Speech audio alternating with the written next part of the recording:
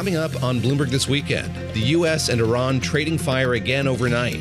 Iranian drones target American bases in the Gulf, while the U.S. strikes back against military sites as oil returns to pre-war prices. What the latest back and forth means for efforts to keep the Strait of Hormuz open. Thank you for your endorsement. Louisiana loves you! And another primary win for a Republican candidate backed by Donald Trump, this time in Louisiana. Republicans looking to hang on to power in Congress this November. This morning, we speak with New York Democrat Cait Conley, who's hoping to flip a key House seat. And the knockout stage of the World Cup begins today. Team USA preparing for their big match this week, while fans from around the world descend on American cities.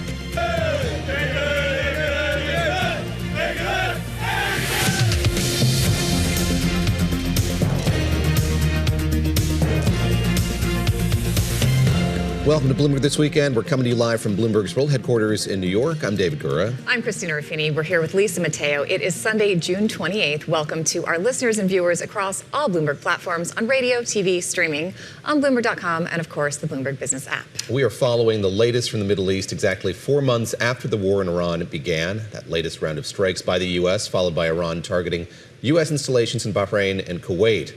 Iran's foreign minister is in Iraq right now. He has released a statement saying the ceasefire was violated. That's right. And President Trump's social media statement threatening Iran last night, saying there may come a point when we are no longer able to reasonable and will be forced to militarily complete the job that we very successfully started.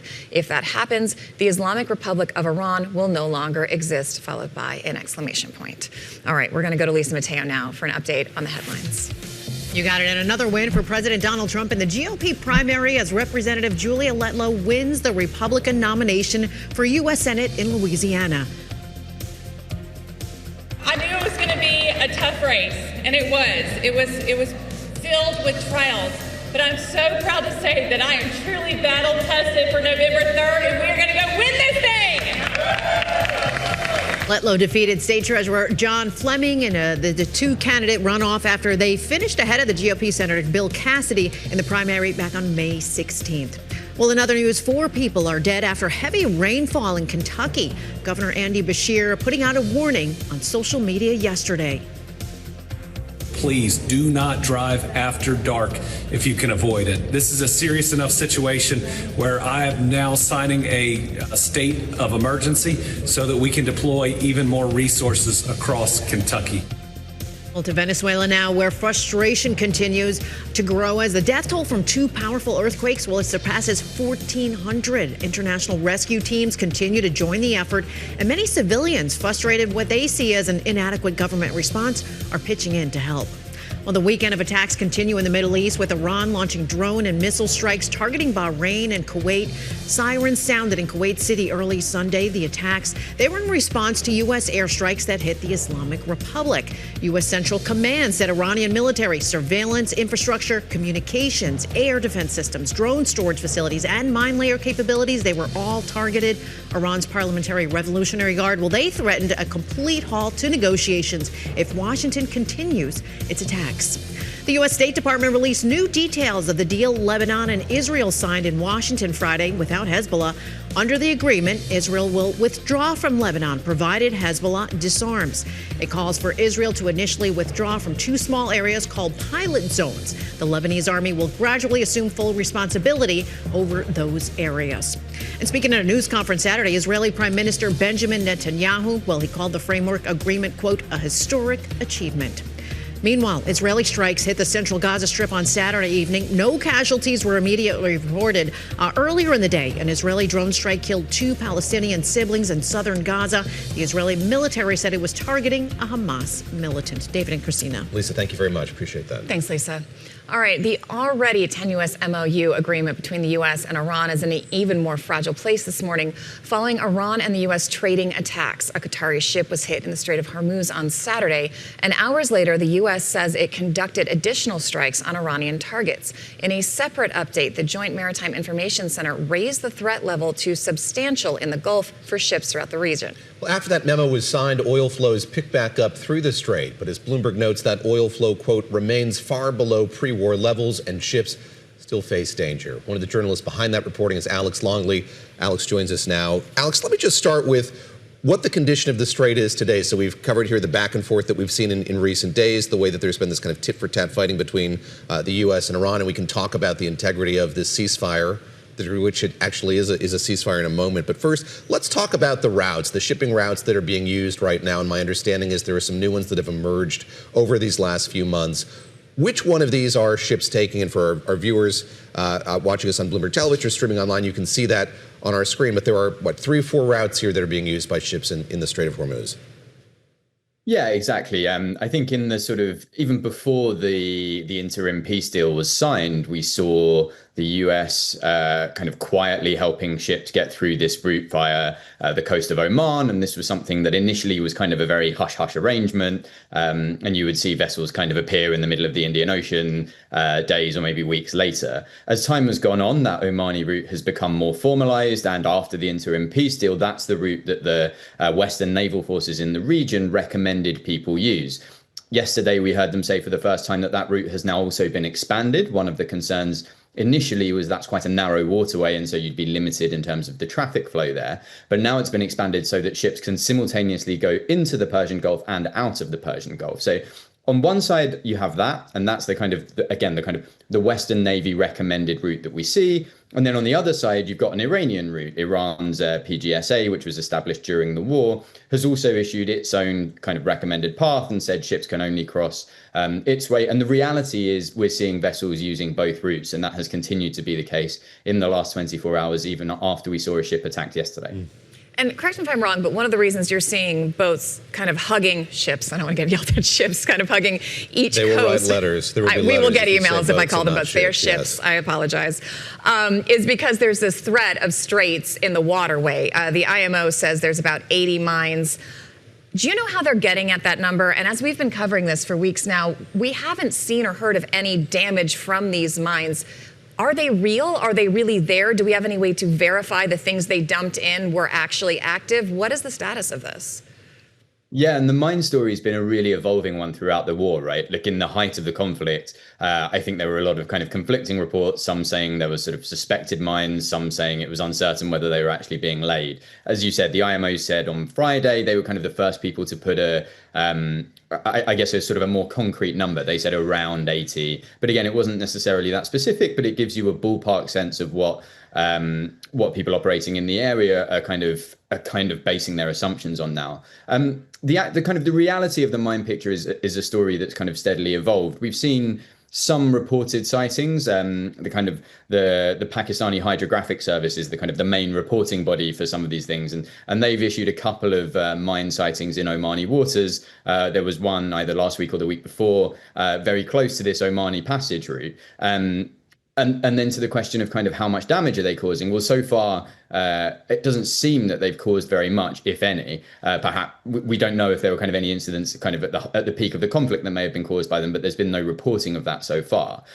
Interestingly, yesterday, again, the Western forces in the region published their first kind of mine danger area in the Strait of Hormuz. And I think one of the things that's notable about that is it's actually quite a substantial area, and it tells you a lot about why vessels certainly aren't comfortable transiting through the kind of the traditional highway that used to be kind of straight through the middle of Hormuz because of that ongoing risk. And there's still a lot of uncertainty as well about who's going to clear up those mines over time. It doesn't seem that there's kind of an internationally agreed process for doing that yet, although again, guidance in the area seems to say you can expect to see navies trying to clear mines. So it's possible that some things are happening in the background, but there's not been a big announcement saying these are the forces and these are the governments that are currently helping to minesweep the Strait of Hormuz.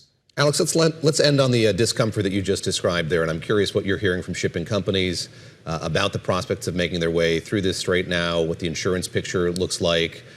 Yes, we hear from the president the strait is open. In real terms, what are companies saying about that? I think one of the things about the idea of the strait being open or closed is probably one of the lessons from the war, I'd say, is we probably need to get beyond that, and that in reality, things have flown through the strait for the entire conflict, and it's been various degrees of open, some of which hasn't been very much. I think lots of companies are are very cautious, rightly so. But we've still, even in the last week, seen companies that hadn't previously transited Hormuz getting their ships out that had been stuck there for weeks because they feel as though they can get naval support or kind of military support, I should say, whilst escaping. And then on the other end of the spectrum, there have been companies that have been going into Hormuz throughout the war because they can make rich rewards for doing so. And so I think there is a wider pool even now of companies that are comfortable to transit Hormuz because they think that there's a system in place and they're less worried about hitting mines and stuff like that.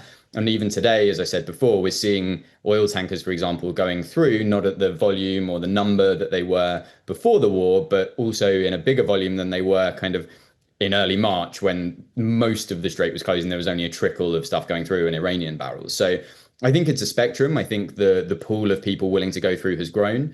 But the more that these attacks continue, the more cautious end of the spectrum will start to kind of come back to the fore, and you'll see that growing again and people pausing transit. So it's really a kind of day-to-day thing, and you're seeing this kind of these different camps sort of expanding and contracting over time. All right, Alex Longling joining us from London. He's our senior reporter there. Thank you so much. Well, the war in Iran has had an unexpected beneficiary, and that's the nation of Panama. New reporting from Bloomberg says the Panama Canal is expecting better than predicted revenue this year due to increased traffic as more ships look for alternate routes to move commodities around the world. Joining us now is Carlos Ruiz-Hernandez. He is the former Vice Foreign Minister of Panama and a senior advisor at the Center for Strategic Studies. Carlos, it's nice to see you. I want to ask you, I mean, it's obviously been an interesting few years with the Panama Canal, but I want to talk first about what's happening now. I was reading from some of our own Bloomberg reporting that the canal is seeing as much as a 16% increase in traffic since the start of the Iran war conflict. How is the authority handling that? I mean, there are reports that it's almost nearing capacity. Yeah, good morning. Thank you for having me. Yes, I think I saw the reporting as well, and right now I'm currently in Panama, even though I'm based in DC. But I think what the authority is doing is they're anticipating a lot of the risks that you were referring in your previous segment. They're anticipating the crisis. They're seeing the uncertainty around the MOU. This is not a peace treaty yet, and there are a number of variables that have redirect energy from the Panama Canal and towards Asia. And I think what they're doing is seeing and trying to anticipate anything that can go wrong so that they're ready to handle more and more traffic if it's needed. Carlos, a roiling story has been, will Iran charge a toll? Will Oman charge a toll? And I think what's so fascinating about the Panama Canal is kind of the cost structure that's in place there. There's this auction component to it that if you're a shipper and you want to get to the front of the line, you can place a bid on being able to do that. Could you talk a bit just about the economics of it? As Christina laid out a moment ago, the projection here is for revenues to be extremely high. Where is that money coming from? What are shippers paying for it to make their way through the Panama Canal? Yeah, I think it's a market clearing auction. It's a system that's been in place in the Panama Canal. And, you know, if you want to get a little more into the mechanics, the Panama Canal Authority has a very, very well detailed process by they do that. It's not a toll hike. It's only 3 to 5 unreserved slots if they go to auction. And it reflects stability in the pricing. It reflects stability for the consumers, and it reserves transits. The vast majority of them run on fixed published rates. The system, what's going on right now is the system is doing its job. The Panama Canal. It's the whole premise of the business model is to be reliable. Is to sit neutral at geopolitical shocks like this one. I mean, Panama has nothing to do in this conflict. We're just here to absorb that shock. And I think that's exactly what the Panama Canal is. Even with all the publishing of the future infrastructure investment, the shippers, the community and the industry has always, when they use, if they're Panama Canal users, they always know that the system is there to help them if they need to. They have some deadlines. They have to get to the ports, or a port is closed, they have to reroute. So the system is precisely there to do those things. And so far, it has worked exactly as it's designed to do, as it was designed for this kind of shocks. If you look at Panama kind of being able to position itself as a safe haven for transit for these ships and vessels, how does Panama position itself geopolitically to make sure it maintains the optics of being a safe, neutral place to go? I mean, there was a moment not so long ago where the president of the United States was threatening to invade and repossess the Canal, accusing Panama of giving an advantage to China. How does Panama balance its relationship between the U.S. and China? And now with everything going on the Gulf, what is Panama's relationships with that region as well? And is there anything you're looking towards making stronger ties with in the future? Absolutely. I think, this last couple of years have been a little bit more of PR that we've expected usually, what we always handle. But I think Panama's message has been very clear and consistent. The Panama Canal is Panamanian. It operates neutrally. It's open to all flags equally. And that's exactly, for moments like this, is how neutrality works. It absorbs energy shocks, and it guarantees that its largest user, which are U.S. companies, can go straight to do and continue doing their business. I mean, I think the whole situation has relied on continuity and not risk. I mean, geopolitical headwinds, they'll come and go. It's a lot of what's happened in the last few years, very, very unfortunate, but the Panama Canal is ready for this kind of things. And I think that's exactly what we've done in the last couple of years. The government, and you got to remember, the Panama Canal authorities, it's completely separate from the government, but both institutions work well. And when geopolitics and great power competition have come to our shores, we've relied on those institutions to precisely do what they're designed to do. And Panama, on the canal side, we have the Panama Canal Authority has been around for about 40 years, and it's been total Panamanian for the last 25 years, since the year 2000. And we haven't had any big problems and major situations except the droughts, which are the real constraints, more than geopolitical headwinds. I mean, the relationship with the region is excellent. Our foreign minister and our authorities have been coming and going. We opened relations with Saudi Arabia this year. We're open embassies. We're literally preparing for this interconnected complexity that great power competition has brought to us. Carlos, very quickly here, we've got 30 seconds. Let me just ask you, I know that Christina brought up the fact that President Trump made these threats against Panama. Has all of that been allayed? That's no longer an issue for Panama? They're not facing that kind of pressure that they'd faced before? It's like I said, I mean, everything's continuity. I mean, right now here in Panama, we're focusing on doing business, staying neutral, stay allies to the United States. The contact is there. The diplomacy worked. It remained. We've hosted this past week the OAS General Assembly. Yep. We had Deputy Secretary of State here. Oh, we're going to have to leave it there. Thank you so much. Carlos Ruiz-Hernandez joining us from Panama. All right, coming up next, Ukraine is stepping up its strikes on Russia's infrastructure. We're going to speak with Ben Rhodes, who is Deputy National Security Advisor to President Obama, about the path forward for Ukraine, about Iran, and his new book, All We Say. That is straight ahead on Bloomberg This Weekend, on Bloomberg Radio, Bloomberg Television, Bloomberg.com, and the Bloomberg Business app.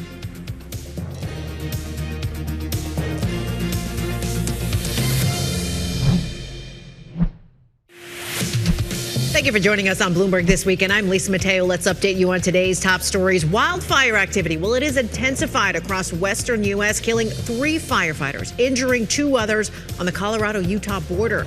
The latest blaze, the Cottonwood Fire in southeast Utah, it grew Saturday to more than 144 square miles after barreling through canyons and mountainsides, destroying part of a ski resort. This resident says he may have lost his cabin. I haven't been able to get up to it to see exactly what, but it was at high-low, and it isn't there any longer, so at least I'm sure it isn't. Experts say the danger is even higher this year because of Utah's record low snowpack and its warmest winter on record. President Donald Trump says he's nominating a former Oklahoma State trooper and U.S. Marine as the next director of ICE. In a social media post, the president said that Lance Schroyer is a proven leader with decades of experience locking up the worst of the worst. New Department of Homeland Security Secretary Mark Wayne Mullen, well, he praised Schroyer as a great pick to protect the American people. His nomination still must be approved by the Senate. And thousands gathered in soaring temperatures in Budapest on Saturday to celebrate the 31st annual Pride. Now, this is the first LGBTQ plus march since the former Prime Minister Viktor Orban, who tried to ban the event, was ousted in the April election. And today, Pride parades, they will take place in New York City and in San Francisco. David and Christina. Thank you very much. Quite the Susan. energy there in Budapest. Yes. People are very excited for a new chance. All right.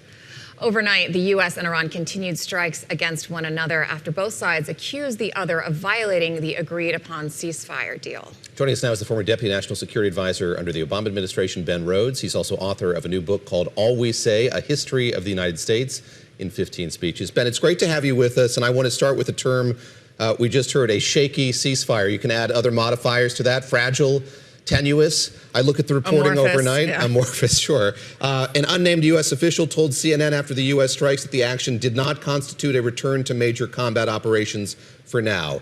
Is this still a ceasefire as you see it, given what we've seen play out over the last 3-4 days?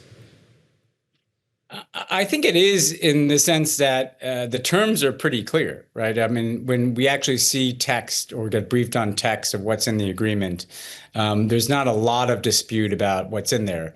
And it involves Iran being able to get revenue on the front end through the sale of oil and the wave of sanctions on those sales in return for opening the strait and the end of the blockade, and then some period of negotiation.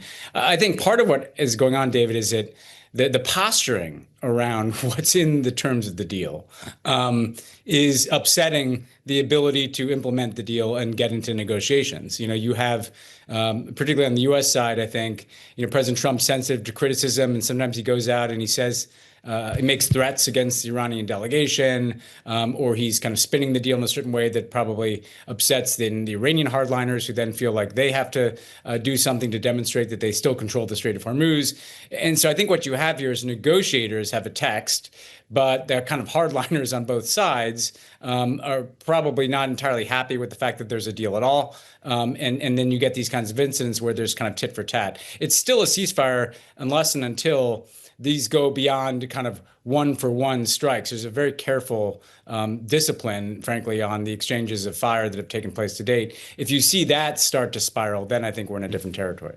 And some of those threats from the president have come while negotiators were literally in the room together. Talk to us, as somebody who's handled some of these sensitive negotiations, how difficult it can be to keep those talks on the rails when outside factors keep trying to push in and can make people feel like they have to make a decision that they might not want to when they are genuinely trying to come to some sort of a deal. It's a great question, because I can tell you, right, when we were doing communications around Iran nuclear negotiations, sometimes we would go out and talk about the kinds of concessions that we were pushing for at the negotiating table. And the Iranian negotiators would tell us, hey, you're creating huge problems for me with the IRGC, the Iranian Revolutionary Guard Corps, the more hardline elements inside of my government. Can we tone down the talk until the deal is done? I never threatened to destroy Iran or to, potentially kill the negotiators. I mean, what Trump's doing goes so far beyond just a kind of normal effort to put the best light on a deal you're negotiating.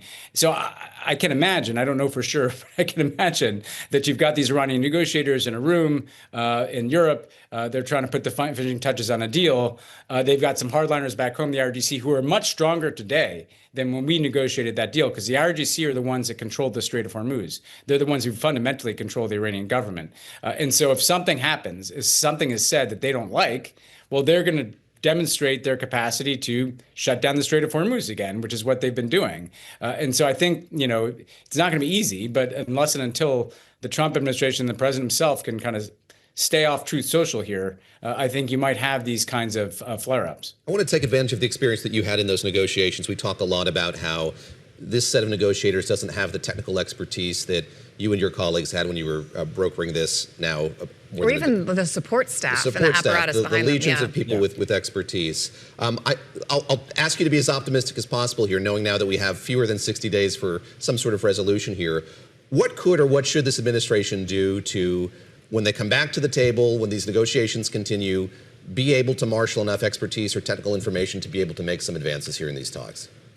Well, you're right. I mean, I think these talks are kind of the outlines of how do you get into negotiations around the nuclear program. And I think Qatar and some other countries have probably done a lot to help shepherd this. If you get into actual nuclear negotiations, what are the constraints on Iran's enrichment? What kind of inspections regime is going to be necessary to assure that they're keeping their commitments? How do you kind of implement sanctions relief? We relied, as you said, our negotiators. I mean, Ernie Moniz was a nuclear physicist, Secretary of Energy. But underneath that, we had the best nuclear experts in the government. We had experts on Iranian politics. We obviously had experts on sanctions so that you could figure out ways to give them relief without lifting everything. My advice would be to get the very best people you can find in the U.S. government. This administration is not, prioritize expertise. They prioritize loyalty or kind of deal making, what Jared Kushner and Steve Witkoff present themselves as. You need to know these Iranian negotiators, some of them are the same people that negotiate with us. They've been dealing with nuclear negotiations for literally decades. And my concern, David, is that actually there's going to be no deal. Right? There'll be some deal to get into the talks. Iran will get a bunch of revenue from selling oil and getting to profit off those sales. That will lessen the pressure on their economy. They'll put in place some kind of tolling regime for the Strait, and they'll just keep punting. They'll just punt beyond 60 days, and we'll never get a nuclear deal. And so Iran will get the revenue. They'll get to demonstrate they control the Strait, but we really won't get kind of verifiable nuclear commitments. That to me feels like actually the most likely outcome, even if it's not the one that I would like. Ben, going against my nature here, I'm going to try to be optimistic and say that, okay, if there is some sort of a nuclear deal made, there's now the issue of what that will look like. Originally, the president said he wanted to remove all this nuclear material, what he keeps calling nuclear dust, and what is actually canisters potentially buried underground. Now there is more discussion that it would maybe be able to be mixed down to a less weapons-ready quantity. What are the drawbacks of doing that? What is the best solution? Is there a third option that we're not speaking about here? And where does the IAEA come in? Well, yeah, they shipped most of their stockpile out, the vast majority under the previous nuclear deal negotiated in the Obama administration. The problem with just diluting it down on Iranian soil is that they can kind of re-enrich it, right? They can kind of take it back up to weapons grade. I think if you're looking for some kind of third way here, your question indicates it. The IAEA, the International Atomic Energy Agency, is the impartial third party here that could, in some fashion, assure the downblending to a point where it's not usable for other purposes, that is shipping parts of it out of the country. So you're kind of lessening their capacity to kind of surge back to a stockpile capability, or perhaps even kind of taking it into some kind of custody, if not inside of Iran, inside of a third country. You just want to limit Iran's capacity to move quickly in the direction of having enough fuel for a weapon. So you want less centrifuges operating at a lower level with tight restrictions and inspections on those. Ideally, no stockpile, if not a downblended stockpile under international supervision. That was easier to do when you had the UN Security Council as part of the negotiations, which we did. But still, I think getting the IAEA on the ground should be a priority for this administration. The optimistic scenario is that they're the ones who are kind of in charge of monitoring this whole regime. And this is going to be a crucial issue at the Ankara summit here in a couple days. They're also going to talk about Ukraine. I assume, and Mark Rutte, the Secretary General, was at the White House this week talking about sort of the state of play between Ukraine and Russia. Let's take a listen to what he had to say after his meeting with President Trump. He acknowledged that Ukraine is doing well on the battlefield, is doing well in terms of hitting some of the critical infrastructure in Russia. I really think that over the last 3 to 6 months, Ukraine is doing much better. Doing much better, Ben, seemingly despite the U.S. What do you make of the U.S.'s engagement here? And are you optimistic that the U.S. is going to do more here to take advantage or capitalize on the fact that Ukraine has taken very positive steps here, moving its attack lines toward Moscow and making some inroads? I think there's a real opening here because what way I look at this, David, is that for some time in the war, time was working for the Russians. They were wearing down the front line. It was a war of attrition that they were prevailing on kind of inch by inch. Now with these drone attacks deep into Russia, time is working for the Ukrainians. Like they are imposing a cost on Russia, on the Russian economy, on Putin politically. And so that gives Putin an interest to actually make a deal in which he doesn't try to get everything he wanted. He came to Alaska for that Trump summit, basically demanding his surrender terms on the Ukrainians. My concern is that the Trump administration lacks capacity in this area, lacks credibility with the Ukrainian side, and has frankly been distracted by the Iran war and other things. I think what you need is some kind of impartial negotiating framework to come into play, because both Russia and Ukraine, for the first time in a while, do have some interest in seeing this war at least frozen, at least getting to a ceasefire. And so I think if the U.S. and Europe could put together some kind of mediating framework, there is a window to try to do something here, given the interest in both sides in halting the fighting. We'll see, though. Ben, before we let you go, I do want to ask you your take on how the Russian population feels about Putin. Now, I know polling in Russia is either non-existent or completely non-reliable. And also the other issue here is there's no real alternative because he hasn't allowed any kind of alternative. I know pressure is mounting on Putin, but does that really functionally mean anything? And will it do anything to change his mind in this conflict? I actually don't think it matters in the near term. Putin's dug in. He's entrenched in power. He's getting older. This is his legacy. I think what we've seen in Russian history is that the kind of bill comes due later, right? It took many years for the war in Afghanistan to begin to contribute to crumbling the edifice of the Russian state, the Soviet state, that is.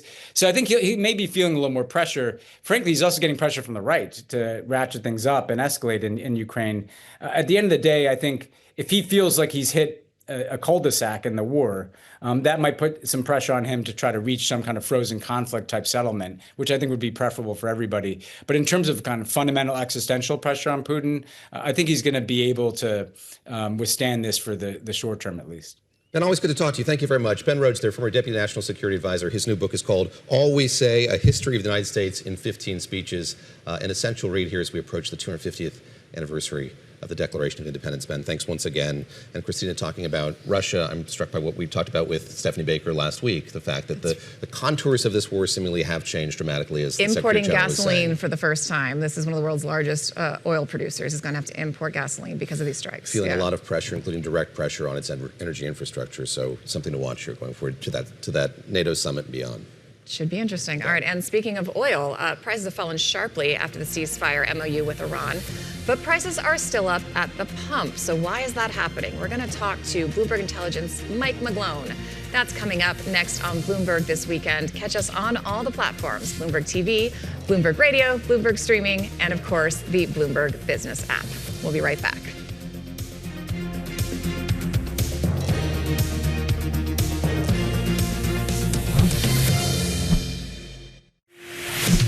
Thank you for joining us live on Bloomberg This Weekend. I'm Lisa Mateo. Let's get you updated on today's top stories. Another sign of AI infrastructure constraints.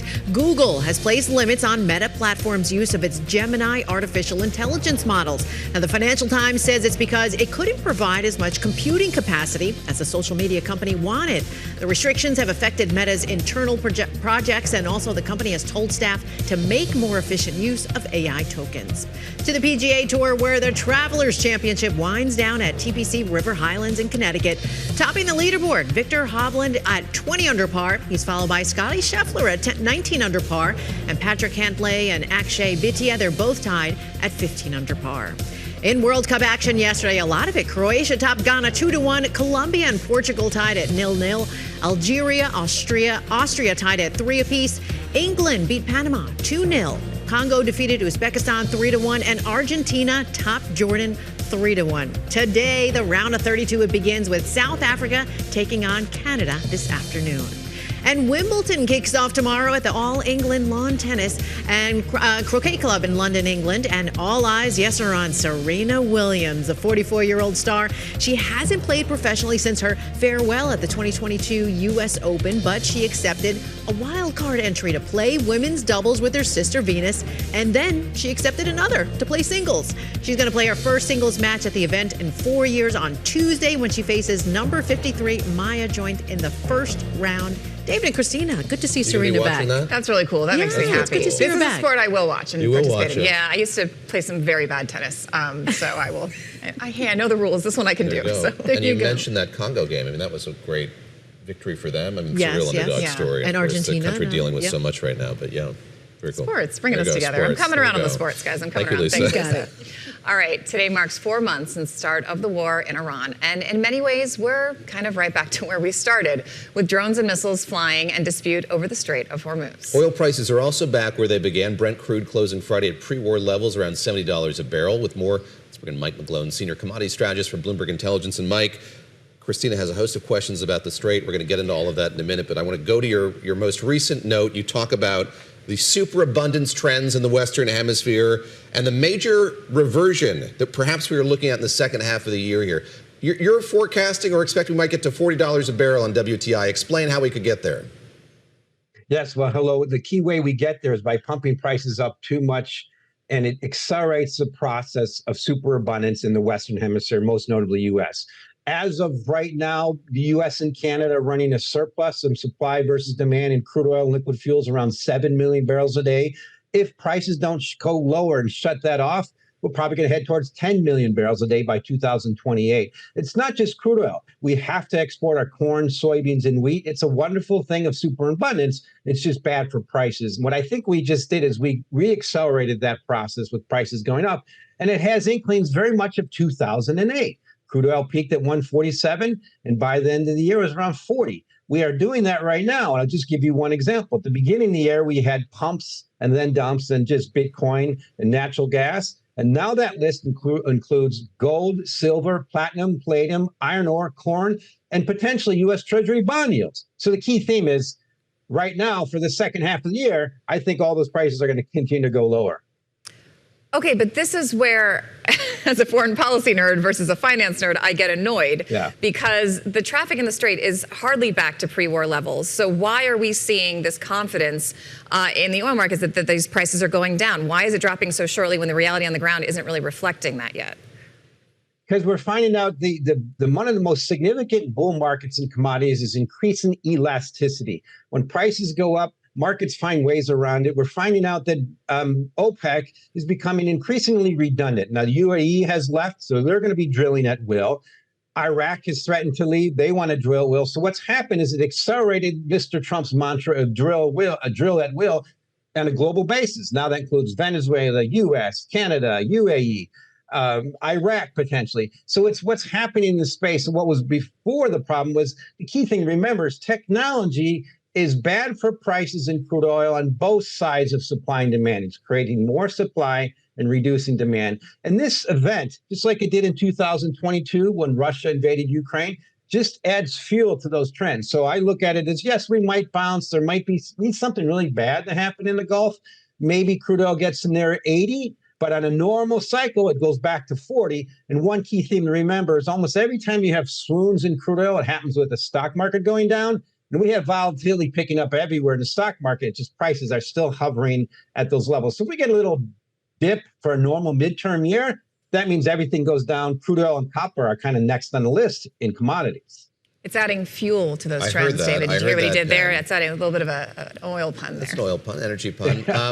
I want to ask you about the president's comments on gasoline prices in specific. So this week he raised the prospect of us getting $2.50 a gallon gasoline once again.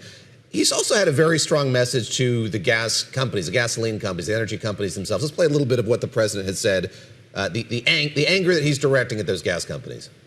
We are not seeing anything at the pump by comparison to what it should be.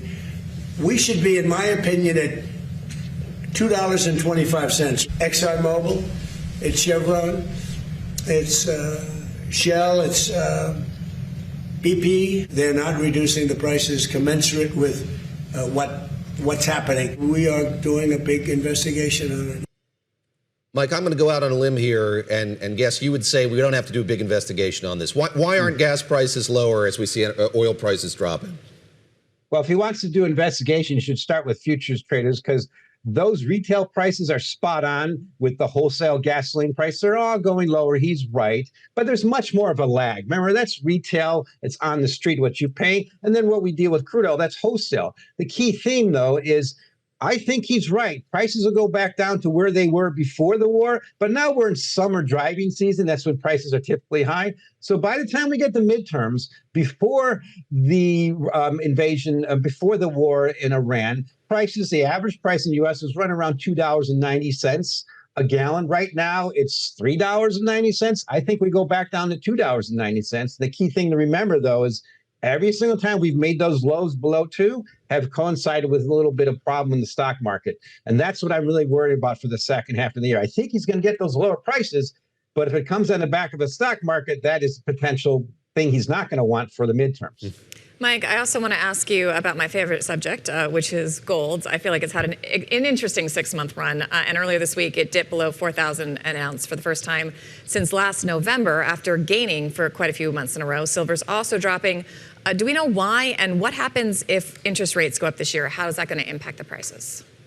Well, that's part of the reason gold's starting to go back down. It was very precedent for the war. It peaked right before the war. But the problem with gold, silver, most notably precious metals, is they just went up too much. At the beginning of the year, gold reached its highest ever versus a Bloomberg commodity index. It was a 40-year high versus its 60-month moving average. And most significantly, versus a treasury market, the treasury bond market, it's right now the lowest. Our treasuries are about the lowest in almost since 1980s, early 80s versus gold. So to me, gold put in a pretty significant high back in Q1, and it's probably going to be stuck in a range for years. That's usually how it works. The significance is, though, it just went up too much. And another thing to remember about precious gold and certainly silver is you're supposed to be selling when they're yelling. Should have hawked my jewelry when I had the chance. Sorry, David, go ahead. No, Mike, very quickly here, our bosses say Mike McGlone can talk about anything. He's an expert on so many things. You raised a rhetorical question in your piece, which is, what does the President of the United States want when it comes to energy prices? And I'm going to give you 30, 45 seconds to answer that. If you kind of try to analyze the psychology of him vis-a-vis the energy market, what's the answer? Well, that's been my key theme all along, why prices will not stay up. They will go down because he's the leader of the world's largest energy producer and next exporter, and he needs prices to go down, partly because inflation is the number one issue and affordability is the number one issue in elections. All right, Mike McGlone, who can indeed talk about anything. Thank you so much for joining us on this Sunday. Always nice to hear from you. Interesting just what he was talking about there, this kind of impulse to kind of pump up prices and see that dumping happening, not just in gas, oil, energy prices, but across the commodity spectrum. And I think that merits us watching going forward here. But to bring up, it's happening in metals, precious metals as well. These durable commodities are less durable than they used to be. As somebody who's new to this level of knowledge and finance, I find that so fascinating. Yes. These things that even I remember my grandparents investing in are just not as stable price-wise as they once were. All right, when we come back, Lisa's BT Dubs stories. Everything you've not heard of this week, she's going to get you covered. You've heard of driverless cars. Well, what about cars without brake pedals? That sounds terrifying. I'm intrigued and terrified. You can explore live streaming news and interviews, all our Bloomberg TV shows, documentaries, reporter analysis, and more, all in one place. Check out Bloomberg.com/videos. Stay with us.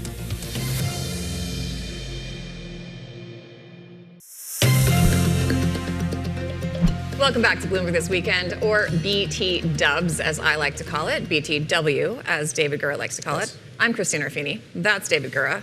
That's Lisa Mateo. She's going to join us with some of the stories you might have missed this week. All right, Lisa. All right, this one is going to bring back some memories for you guys. We'll take you back to the 90s, okay? Oh, the 1990s. Yes. Remember hacky No, the sacks? 1890s. The 1890s. Remember hacky sacks, right? Yes. They were the fun things. Okay, definitely. This is on Bloomberg. Okay, this is on the terminal. Hacky sacks are cool again and somehow cost $23. Well, of course they do. Of course, I find that insane. So, they're little, round little bags, right? You kick them around with your feet, your hands, and you try to do all these things and just bounce them and not let it hit the floor. See these guys here? They're doing it. They're doing the little hacky sack. I actually saw a lot of kids doing this. My daughter was playing softball, and the boys' baseball team was there, and they were doing this. So it's back because of social media. People have been posting about it, and it's getting kids to start and buy them again. Now the stores are selling out of these things. They were about $5 to $15. Now they can go up as much as $23. Inflationary environment. On eBay, you can get it for like $65. Hacky sack, also not a durable commodity. No. But Did you do this as a very young child in the 1990s? I did. No, but it stuck around for a while, especially I was in Colorado Springs. We were always like 10 years behind everybody. Well. But like the cool counterculture boys, and I use counterculture very lightly, were always hacky sacking in like the quad, and I always thought they were very cute. Yeah. Well, yeah. And this is not a bad trend, right? People are interacting, they're going outside. Yeah, because this is like this seems wholesome. Gen Alpha, like they grew up with like iPads. So this is helping them get out and, get some exercise and get off of their devices. Except to learn how to do it on YouTube, I guess. It's true. Eventually they're getting outside. Right. I support Interesting. this. I'll keep an eye out. All right. This one is for you, Christina. Doggies. I love the doggies. I'm turning into a crazy dog lady on this show. Here we go. How USMNT's World Cup campaign is being helped by puppies Bud, Drew Pop, and Bloom. Okay? So this is the U.S. men's soccer team, right? They get a visit from these 3 special little guests. So this is their way to kind of recoup. Like they get the massages and they refuel, but this is part of their recovery mission. They have a marketing promotion. It's Purina and Wags for Walks. But more soccer teams are doing this because they say the dogs make them feel better. It brings a team together, like it's a little bit more team bonding experience. I've noticed that when you bring your dog in, we all come together. So, but it's like David, do you feel like we're bonded more when Brutus is here? Yes. No, it's, No, he doesn't. it's a thing to remark on and you were asking me the other day because I said something about talking to somebody in the park. You said you talk to other dog owners in the park. You do. So the dog does kind of give you, much like hacky sack, something to kind of circle around and talk about. Maybe you can combine both. Maybe Brutus would eat the hacky sack. Brutus would fetch it and run off and with not bring it back. 100%. Yeah. You don't have a dog, I Lisa, love it. do you? I don't, no, but they say like studies show it can help with your heart rate. Like it just, when you see a dog, it makes a lot of people like feel better. Yes. Like when I see Brutus, I'm like, oh, come here, little one. You know, it's the cutest thing. It makes you feel better. I don't get the similar reaction from David, but I get it from Lisa, and it makes me very happy. So thank you, Lisa. All right, we're going. Okay, now here's a question for you. When you're feeling a little under the weather, do you go and you Google things? Do you go to ChatGPT? Absolutely. Do you go to WebMD? All the places? Symptoms, yeah. Okay, there's a new place that people are going to. Okay, so this is in the New York Times. It says the doctor, the patient, and the podcaster. Oh, no. So a lot more people, they're going to their doctors, you know, with questions because they've heard it on a podcast. So doctors are dealing with this now. You know, they've always had to deal with the, hey, I Googled this and I think I should be taking this, that doctors deal with. But now they're hearing entire episodes. Hours in length. Yes, some doctors are okay with it. They think that it, you know, people are embracing taking their health in stride. Like they're taking it advantage of it. Proactive. So, they want to know what's happening. I was losing my words there. I get it. Thank you. But other doctors are saying, you know what? You have to look at some of these guys. Like, what are their credentials? Like these podcasters, are they doctors? Are they holistic practitioners? Okay. That's another word that's out there. That one has come up a lot in my life. Yeah, so it's hard. It's back and forth. I mean, a lot of studies show that, you know, a lot of more people are getting them from these podcasters. Interesting. And they have millions and millions of followers. So more people are listening to them, and doctors are just getting a little frustrated at the same time. I see that. I think my doctor's getting a little frustrated. Just with you in general. No, yeah, I was not with about me. to say. Oh, yeah, just with me. Very good. Well played. 1 point for you on that one. Go. No, I think it's like it's because like well, not podcast necessarily, but like people will come in thinking they know they've diagnosed themselves in advance of going to the appointment, and I think they're just kind of like, okay, like we'll get through this, but. I can't imagine. I can't imagine going through that many years of school to have someone come in and be like, hey, I saw this thing on my phone. I would not. I also just don't need to like foster my hypochondria by like listening to 3 hours on whatever medical issue somebody has. Agreed. Because so many of them are like amorphous and they're just symptomatic. Maybe I do have that. Right? I'm tired today. I can have all the things. It's not because I got up at 3 a.m. It's because of all the things. Of course. All right, Lisa, what else you got? got? All right. Last one I got. This one's on Bloomberg too. It's about, U.S. set to end brake pedal requirements for driverless vehicles. Okay, so DOT's National Highway Traffic Safety Administration, they're looking into it. It could clear the way for things like Waymo, Tesla to release more robo-taxis. I mean, think of it like Tesla's Cybercab, right? That one has it's an electric car with no steering wheel or foot pedals. It's still, testing out. But they just don't want the foot pedals. A lot of these companies say, why do we need it? So you have a foot pedal in a Waymo in case you need to jump up there and do it? Right. I guess that's the reason. I kind of still want that. I kind of want to have the I want to be able to, if I have to crawl over the seat and smash it with my hand. You can. They're spending all this money on these vehicles. One of these? They can't pay for a foot pedal? I have not. Have you? Absolutely not. No. You? I've seen them. No. All over. When I went to San Francisco, they're all over. And people are just in the back seat, just relaxing. I'm still wary of them. I can't. Hey, listen, I was stuck in a cab for an hour yesterday. I had the best conversation with my driver. We solved all the world's problems. I learned all about New York. I need that in my life. Great New York story. Yeah. Can't do that in a Waymo. Talked about Ghana, talked about the World Cup. My word. Had a great time. Waymo can't offer that. You should have talked about your stew from Uzbekistan. Well, remember, that's a deep cut for our loyal this audience. Weekend deep cut. We're going to put the recipe out on social. No Waymos for us and no dog team building for David. Thank you, Lisa. Thank you, Lisa. All right, if you want more of this, be sure to join us this Saturday, 4th of July, for a special edition of Bloomberg This Weekend, celebrating America's 250. We're going to broadcast live from the Intrepid along the Hudson River in New York from 7 to 11 a.m.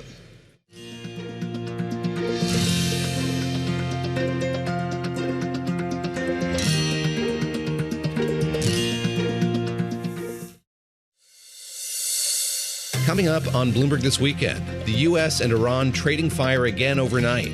Iranian drones target American bases in the Gulf, while the U.S. strikes back against military sites as oil returns to pre-war prices. What the latest back and forth means for efforts to keep the Strait of Hormuz open. Thank you for your endorsement. Louisiana loves you.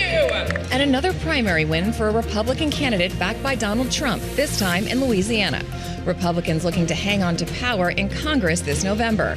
This morning, we speak with New York Democrat Cait Conley, who's hoping to flip a key House seat. And the knockout stage of the World Cup begins today. Team USA preparing for their big match this week, while fans from around the world descend on American cities.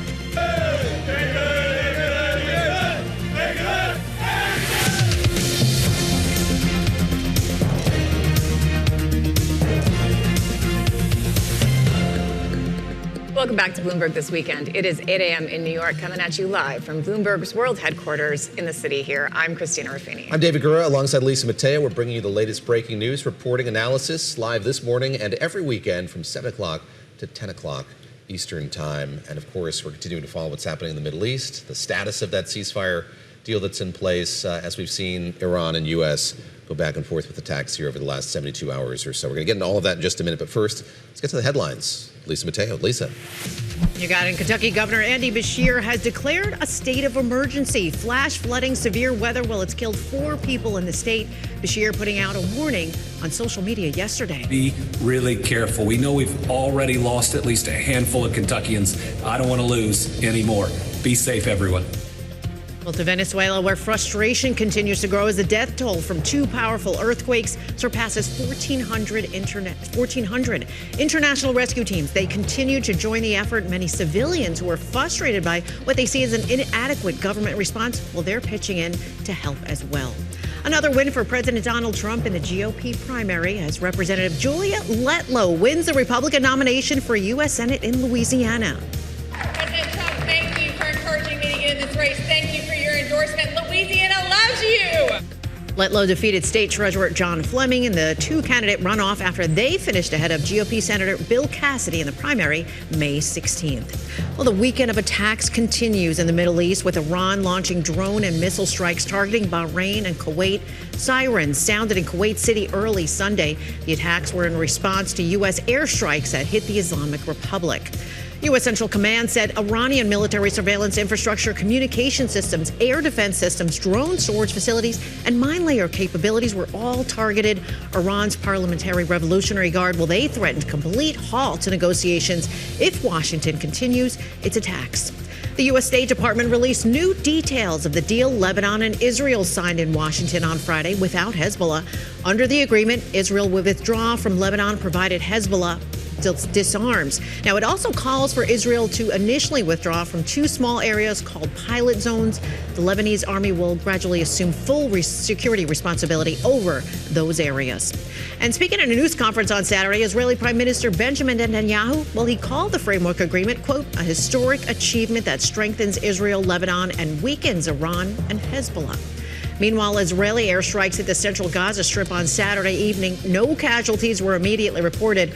Earlier in the day, Israeli drone strike killed 2 Palestinian siblings in southern Gaza. The Israeli military said it was targeting a Hamas militant. And Ukraine has targeted Russian refineries in a new drone attack. In a post on X, President Volodymyr Zelensky, he called the attacks part of Kyiv's long-range sanctions campaign against Moscow. David and Christina, we'll send it over to you. Lisa, thank you very much. Appreciate it. Thanks, Lisa. All right, this week on Capitol Hill, a bit of a surprise placation for President Trump after some Republican senators switched their votes on the Iran war powers resolution, rejecting the legislation. Senators Bill Cassidy and Rand Paul both changed their votes to nay and present, respectively, just hours after a tension-filled lunch with President Trump. Senator Cassidy spoke about the meeting with CBS News. When the president was berating the 4 people that voted for the War Powers Act, frankly, I'm not there to be berated. And the president wasn't invited to dish out verbal abuse. But that's what he did. I raised my hand. I said, Mr. President, do you just want, is that a rhetorical question that you're asking, why do we vote for it? Or are you really interested? He goes, I'm really interested. I stood up and I said, this is why. And I listed those objectives that I did not see being achieved and how the kind of endpoint of the war kept stretching out longer and longer. Mm-hmm. He began to speak over me. Unfortunately, I raised my volume to match his, and we spoke to each other like that. Or, shall we say, spoke at each other, not to each other. At not to. Joining us now, Bloomberg Congressional reporter Eric Wasson. Eric, let me start with this housing bill, and I kind of look at the trajectory of that. Initially, such excitement and enthusiasm. There'd been some bipartisan agreement on Capitol Hill, which, as you know well, is a rare thing. And then, obviously, that crashed down soon after. We're in this period now where the president says, you know, he's not going to sign it. This 10-day period is underway. What is your best assessment of the path forward here? Is this thing dead? Is it going to come into law by virtue of the fact it's just sitting there? Where does it stand? I think, if the Speaker of the House will send the housing bill on Monday to the president, he has 10 days to sign, veto it, or let it become law. It sounds to me like when he says he's not going to sign anything until this voter ID bill is passed, he might just let it become law. There's certainly pressure from Republicans in the House and Senate. They really feel like the president stepped on their affordability message. This was a bill that passed overwhelmingly with veto-proof margins, really limiting the ability of private equity to buy up single-family homes, to sort of streamline the environmental improvement process, improvement process for apartment buildings. This was a real feeling they could possibly, on the supply side, lower the cost of housing, which is a real concern for Americans. And then the president basically, in a Truth Social, is saying it's a minor bill. It's not really worth bothering with. So that, this was sent out on social media right as House Republican leaders were having a press conference about it, saying how great it was. So it just shows the different wavelengths that they're on. I think the most important thing I heard in the last week was from John Thune saying it's time to lace up and focus on the midterms. There is a Republican agenda here they're trying to accomplish, but additionally, attacking each other is really taking away from the ability to attack Democrats and to get enthusiastic voters to the polls in the midterms if Trump is out there saying Republicans are doing nothing but worthless legislation. Can you explain, though, what happens with this bill now? Because I was reading that it could expire, but then it could still pass. I'm a little bit confused. Does it go into effect? Does it not go into effect? Is that unclear? So under the Constitution, once it's sent to the president, there's 10 days, and he can, if he doesn't do anything, it becomes law. There's something called a pocket veto, but that has to do with right up against an adjournment, which doesn't really happen anymore with a 10-day window. So this would become law if Trump does nothing. He could veto it. He certainly blasted the bill, saying, might lower the value of existing homes. Certainly he has friends in the private equity business who might see their bottom line affected. So that would be an interesting surprise veto on his part. It would go right to the House floor for a veto override. There's no way the speaker can stop that vote. And, unless people had changed its vote, it would be a veto override situation. So, I think it's more likely than not he just quietly lets it become law. But we'll see. He's, he's kind of an enigmatic person in many ways. No, I want to ask you about a couple of primaries, the ones that we saw take place in New York, the one we saw in Louisiana, the runoff that we saw last night. So Julia Lewlow winning that. This is for the seat that Senator Cassidy, we just saw, has held. What's your takeaway from that? I know that the conversation we've been having over these many months is how important, how much of a difference does the president's endorsement make? Here, it seems in Louisiana, it did make a deal of a difference. Oh, it certainly does. Within the Republican Party, Trump's endorsement is really proving to be very powerful. He was able to oust Cassidy, also John Cornyn, by backing Ken Paxton. Within the party, but will the, overall midterm picture allow his party to retain power is a different question. You're seeing people. In North Carolina, for example, we have Michael Whatley, who is very closely tied to the president, down 14 points to Roy Cooper, the popular governor. So, in the end of the day, will it allow certainly Louisiana will remain in Republican hands, but the more the party's identified with the president, who is unpopular, whose Iran war is unpopular, perhaps it affects those swing states and swing districts in a way that the Republicans wouldn't be happy about. Yeah, that's where I want to end, because obviously we've seen a lot of these Republicans run towards the president and towards the right in these midterms, but they've now got to run in a general. We've got some sound from Speaker Johnson on the president and the midterms. We have the president of the United States running like it's 2024, okay? He's going to tell you that himself here in a few minutes. He's going to tell you he's out doing campaigns and rallies, and he's going to look right into the eyes of the camera and say, I am on the ballot, because in a real sense he is. So he's going to party like it's 2024. That's a wild impression. I just want to interject to say I hadn't heard him do that impersonation before, Eric. So I had just read the text. I thought the same thing. I was surprised that he went for it. But very briefly, how are Republicans feeling behind closed doors about their prospects in these midterms? I mean, there's a general assumption the House is gone. We'll see if that changes in the coming months. But, in a place like Mike Lawler's district, you're going to have his opponent on. He's really under the gun here because Trump is so unpopular and the affordability is the #1 issue.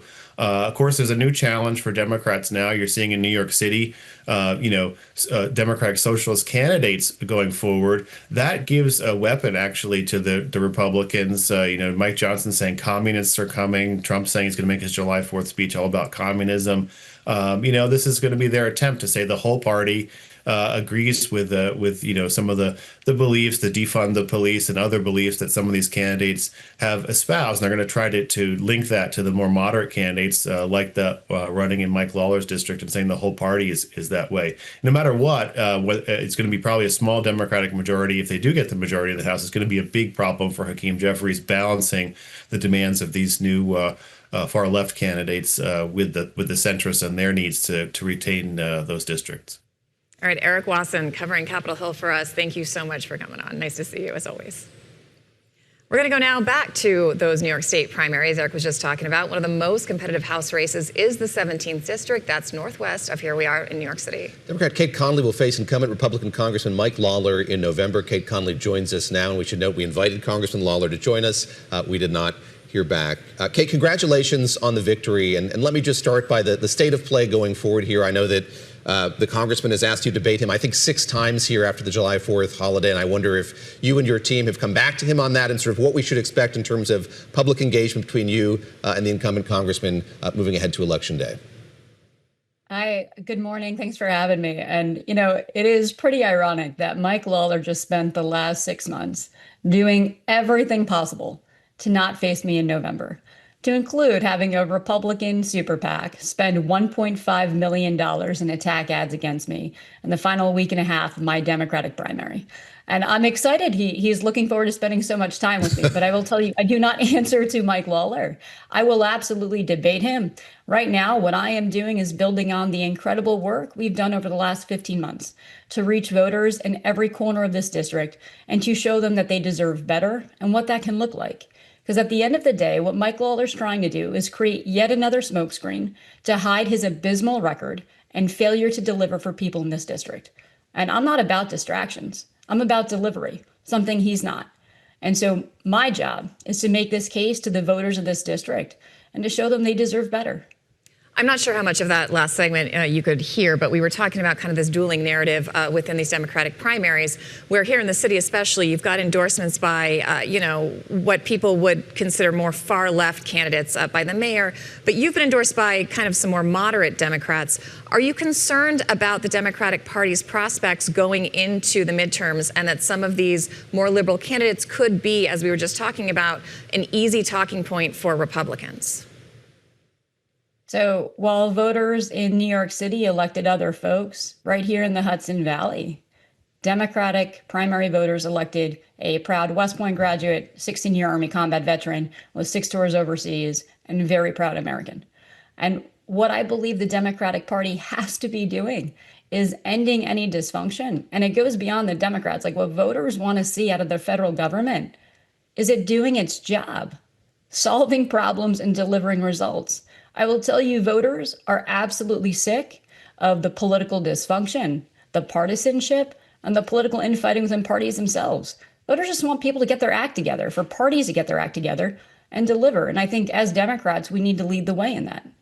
Do you see the Democratic Party as being a big enough tent to encompass folks like you who are more moderate, who I think prize perhaps more so than these candidates that Christina was mentioning just a moment ago, national security issues, given your background, and them? Or is there a moment here where Democrats have to have a kind of real come to Jesus moment, a real degree of introspection about sort of what the party stands for broadly, and maybe the tent shouldn't be as big as it's become? The Democratic Party should be about delivering results for the American people and making America work for working families again, while maintaining our responsibility to ensure the safety and security of the American people and our nation. Like, there's no debate about what we should be doing. And so we need to focus on actually delivering.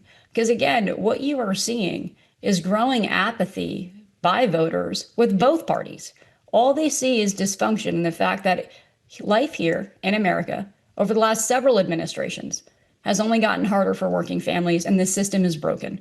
We need to fix that. And political infighting and political silos, like, that's not going to get it done. That's what got us here. So we have to do differently going forward. I do want to ask you, given your background, what you think some of the most pressing national security issues facing the country are, and what your assessment is of these talks and this conflict with Iran. Yeah, I'm incredibly concerned with how this administration got us into this conflict in an incredibly reckless and haphazard way. I think a lot of this starts with the Senate and this administration appointed and confirmed what will go down as the most incompetent cabinet in our nation's history. We have very serious national security issues that we must be tackling. You know, in 2026, oceans no longer protect us. There's hypersonic missiles, there's cyber warfare, there's a lot of emerging capabilities that we should be talking about and how do we protect against. We should be talking more about the conflict in Ukraine and how do we stop Russia and Putin's advancement and attempts to destroy the NATO alliance and to take over a democracy and to learn from how conflict is being conducted there. We should not allow Iran to get a nuclear weapon. And we need to make sure that the Strait of Hormuz is reopened. But yet again, the incompetence of this administration, their failure to build an alliance to get after this problem together, but instead going it alone, and just from the beginning, failing to demonstrate that they've learned anything from prior wars. I say this as someone who's been to the wars in the Middle East. I know what happens when you have an administration that goes in with a poor military strategy, no exit strategy, unclear objectives, and a failure to win over the support of the American people or get an authorization of the use of military force from Congress. And so we have to stop this administration getting a blank check. We have to check its recklessness. You had a president, our president, talking about wiping out a civilization. There's nothing more un-American or unhinged than that. We need to check Trump and his loyalists, and Mike Lawler is failing to do that. Mike Lawler voted 4 times to give Donald Trump a blank check in the Iran war. That is a failure to serve the people he has the privilege of representing. It's Cait Conley. She's the Democratic nominee in the 17th Congressional District here in New York. Cait, thank you very much for the time. Appreciate it on this Sunday morning. And international aid overnight. Israel carrying out airstrikes on Gaza while international relief efforts continue. More of my sit-down with USAID Administrator Samantha Power. She held that position during the Biden administration. That is straight ahead on Bloomberg This Weekend.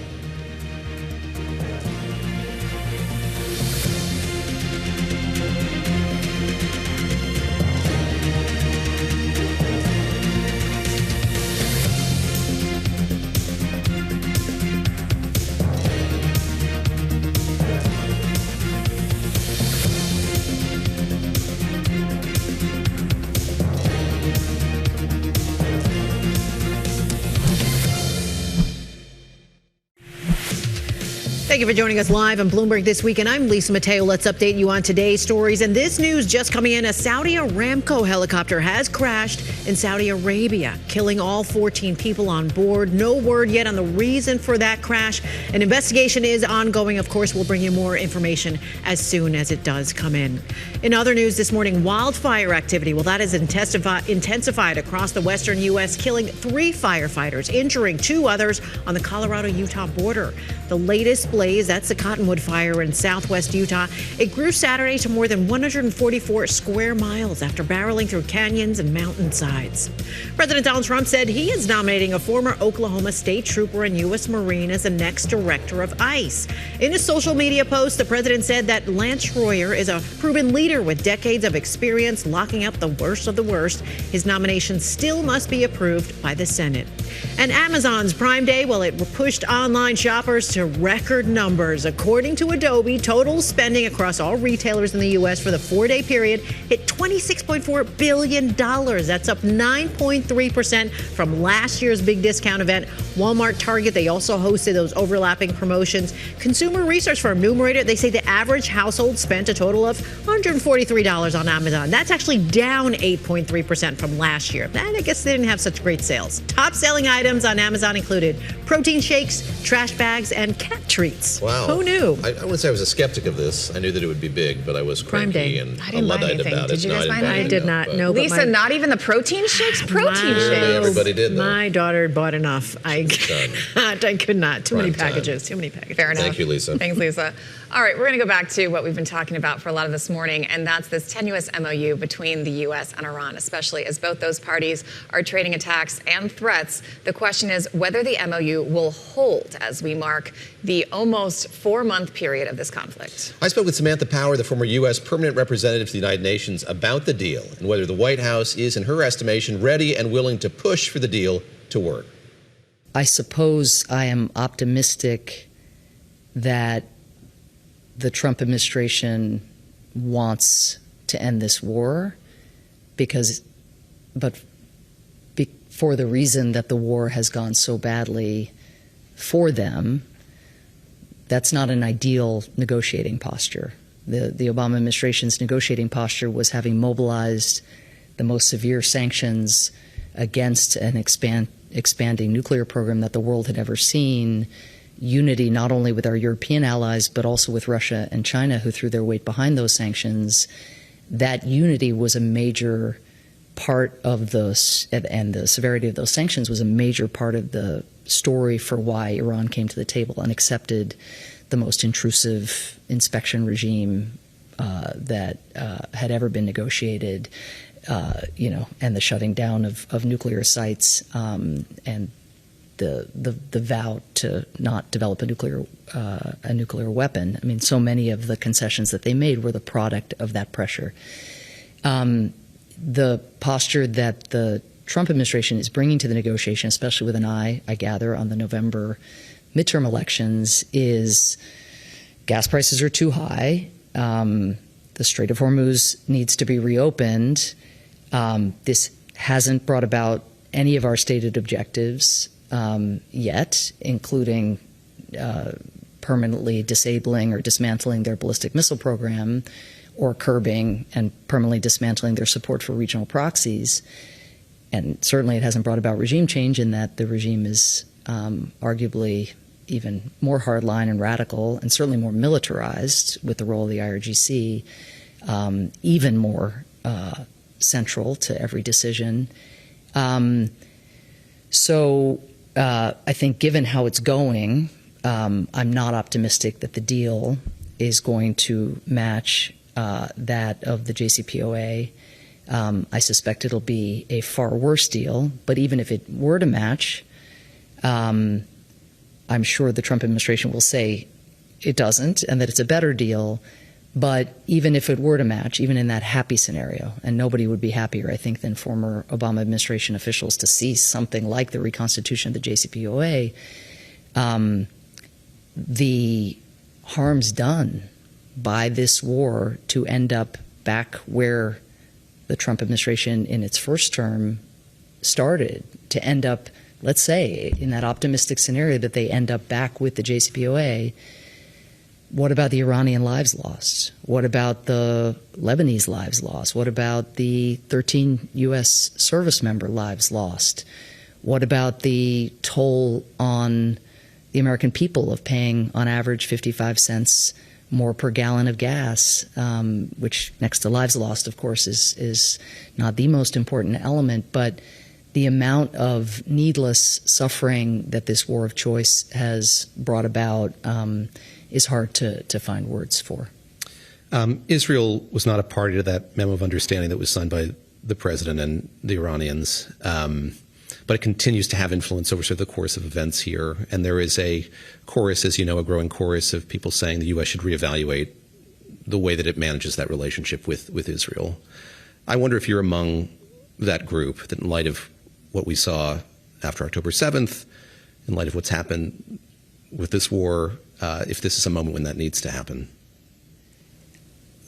The Israeli government is fighting wars with nowhere near the regard for civilian lives that our military, at least in every administration I've ever worked for, has demanded.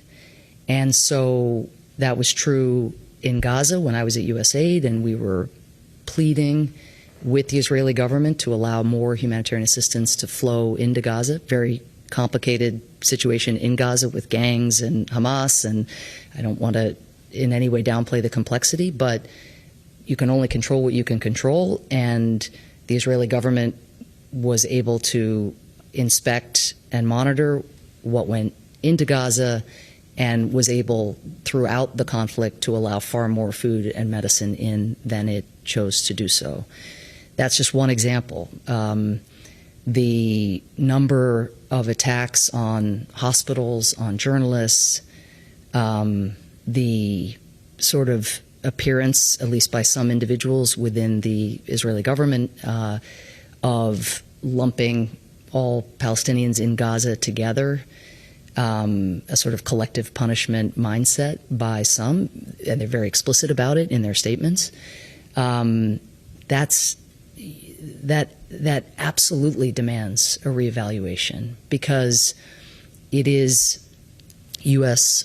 weapons in the main that are being used to fight in a manner that departs from the manner that we, in all of our statements vis-a-vis virtually any other country, we demand countries fight.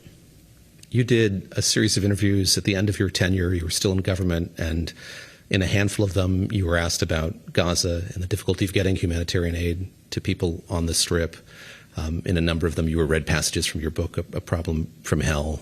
And at the time, you said you don't form foreign policy on your own. You're a member of the government, and I think one of your mentors, Michael Ignatieff, said you're reckoning with what he called the dilemmas of power.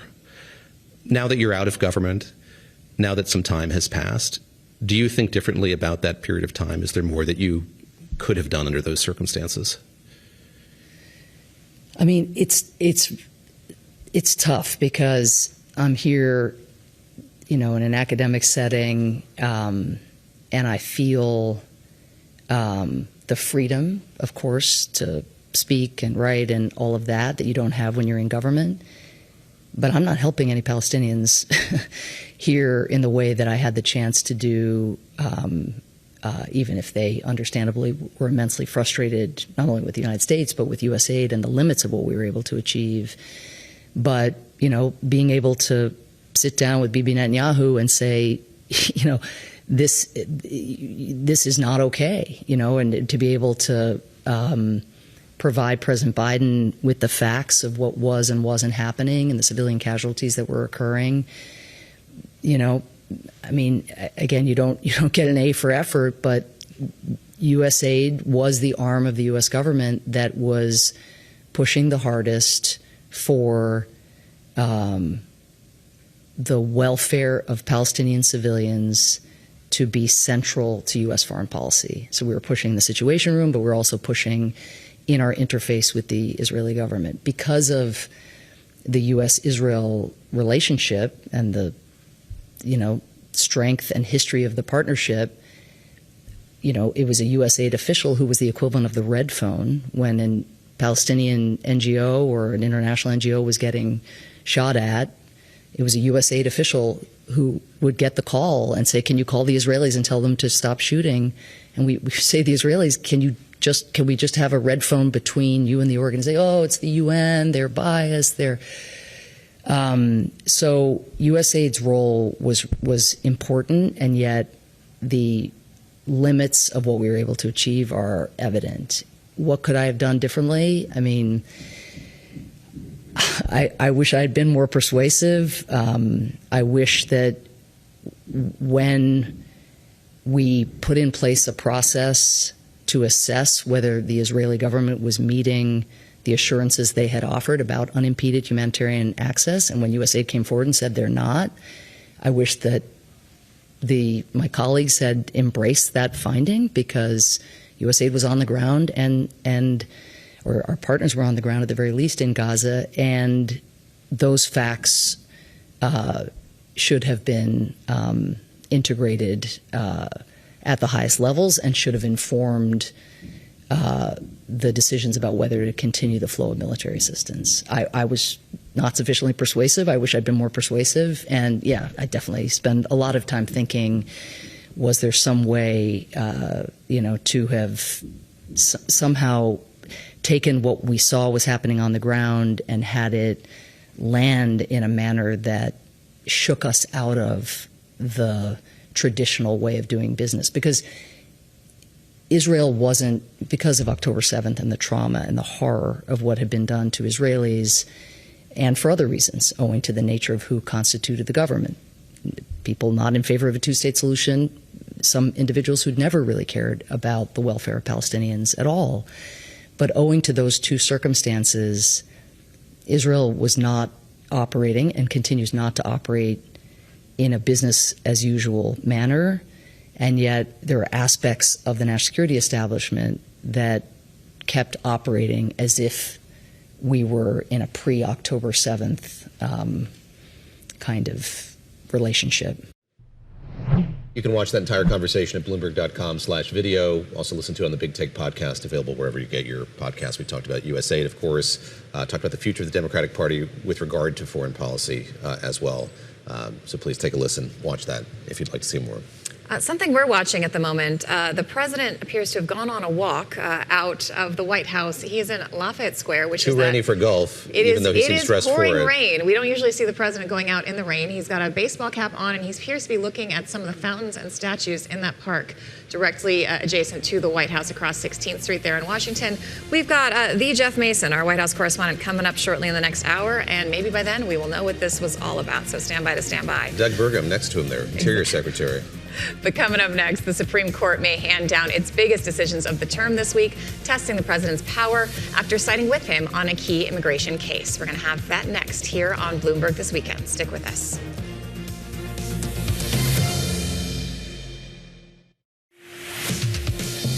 Thank you for joining us live on Bloomberg This Weekend. I'm Lisa Mateo. Let's update you on today's top stories. Billionaire Democratic donor George Soros, well, he's on his way to shattering his own spending record. According to data from the Federal Election Commission, Soros and his son Alex have spent nearly $103 million in the midterm election cycle. Soros spent $128 million during the last midterms 4 years ago when he was the biggest single donor. To the PGA Tour, where the Travelers Championship winds down at TPC River Highlands in Connecticut. Topping the leaderboard, Victor Hovland at 20 under par, followed by Scotty Scheffler at 19 under par, and Patrick Cantlay and Ashke Bhatia, they are both tied at 15 under par. Over to the World Cup yesterday, Croatia topped Ghana 2-1. Colombia and Portugal tied at 0-0. Algeria, Austria tied at 3 apiece. England beat Panama 2-0. Congo defeated Uzbekistan 3-1. And Argentina, they topped Jordan 3-1. Today, the round of 32 begins with South Africa taking on Canada this afternoon. Wimbledon kicks off tomorrow in London, and all eyes are on Serena Williams, the 44-year-old star. Well, she hasn't played professionally since her farewell at the 2022 U.S. Open. She will play her first singles match at the event in 4 years on Tuesday when she faces number 53, Maya Joint, in the first round. And thousands of Vespas, they zip through the streets of Rome on Saturday. They're there to celebrate the scooter's 80th anniversary. The company has sold about 20 million Vespas worldwide. Fans say they just love the charm and the Italian style. You know who is a Vespa big fan? Who? Paul Sweeney. Paul Sweeney, that's true. Intelligence, yes. I think it's like Bloomberg baby surveillance. blue, like a it is. blue Vespa. He rides it down the Jersey Shore. He's all about the Vespa. Loves it. I've never been on one, but I've always wanted to, and they remind me of Roman Holiday and Audrey Hepburn every single maybe time. a sidecar for Brutus. That would be adorable. Awesome. Moving on. Lisa, thank you so much. All right, tomorrow we will hopefully get word on more opinions from the Supreme Court. Key decisions are still on the docket, including birthright citizenship and President Trump's attempt to fire Federal Reserve Governor Lisa Cook. Joining us now is Bloomberg Supreme Court reporter Greg Storr, who's been incredibly busy filing numerous reports on all the decisions we have gotten handed down, waiting on these, of course. Let's take them in kind if we could, and let's start with that Lisa Cook decision. This is about whether the president can do this temporarily, but of course the ramifications extend far beyond that. Greg, get us up to speed on sort of where things stand and how the arguments in that case kind of color what you expect to happen when that is handed down. Yeah. Good morning, David and Christina. This is a huge case for the independence of the Federal Reserve. The president has tried to fire Lisa Cook, a Fed governor, for alleged mortgage fraud. She denies the allegation. And the question before the Supreme Court, as you said, is just whether he can oust her while that legal fight goes forward. The arguments back in January did not go especially well for the president. There was certainly a lot of skepticism that he should be allowed to remove her before she even had a chance to defend herself against the allegations and to say that he's overstepping his authority. The court was also, though, pretty wary of what this decision might mean down the road for other cases. There's concern about saying too much about what power the president does have to fire somebody. Federal law says that he can fire somebody for cause. Exactly what that means, it has not been spelled out. So we may get a relatively narrow decision that keeps her in office, but doesn't answer every single question. This is also tied to another case that we're waiting for, which is the FTC commissioner, Slaughter v. Trump, because it's a different federal agency, and it's likely the court is going to support the president in that one. But based on the arguments and what we were hearing from even some of the conservative justices, they seem very leery of the president's power to get rid of Cook. So talk to us about the difference in this case and how you think the court might try to split those different arguments. Right. So that case is known as Slaughter, named after a Democratic member of the Federal Trade Commission. So it goes back to the 1930s. The Supreme Court at that point said Congress can set up independent federal agencies and say the leaders of them, the commissioners of the FTC, for example, can't be removed unless the president has a good reason, like misconduct. And that laid the legal groundwork for the administrative state that we all came to know. And the Supreme Court has been chipping away at that. And what the court could do this coming week is say, we're going to overturn that big 1935 precedent and say the president can fire the heads of those agencies for any reason because they have executive powers, and the executive power under the Constitution belongs to the president. So he must be able to fire them whenever they're not adhering to his policy preferences. Now, important note, the Supreme Court has suggested earlier that the Fed is not part of that discussion, that the Fed is different, and that whatever it does in this case involving the Federal Trade Commission is not going to affect the Fed. And that's why the Lisa Cook case matters, because there the president says it's not just for any reason. I think she has done something wrong, and that's why I'm firing her. So that's a different category of case. Greg, the other big one that we're waiting for is this birthright citizenship case. And correct me if I'm wrong, my understanding is by statute and by the 14th Amendment, if you have a kid in this country, regardless of who you are, in all likelihood, that kid will be a U.S. citizen. The Trump administration wants to change that policy. Again, I'll ask you sort of what the arguments in that case tell you about what outcome we might see here when that decision's handed down. Yeah, that's exactly right. So the 14th Amendment, enacted after the Civil War, says that if you're born in the U.S. and, quote, subject to the jurisdiction thereof, you are a United States citizen. And that has long been understood as you described, basically making virtually everybody who is born on U.S. soil a U.S. citizen. And the president, when he came back into office last year, enacted an executive order that said, I'm going to limit that right to people who are born of either a U.S. citizen parent or a green card holder parent. And that would completely upend this understanding that everybody has had for more than a century. The arguments, again, did not go especially well for the president on that issue. There was a good deal of skepticism, both on the constitutional point and the statutory point. The statutes you mentioned have the exact same language. So with both of those cases, even though this is a very conservative Supreme Court, it would not, both the Cook and the birthright citizenship case, it would not at all be a surprise for the Supreme Court to rule against the president.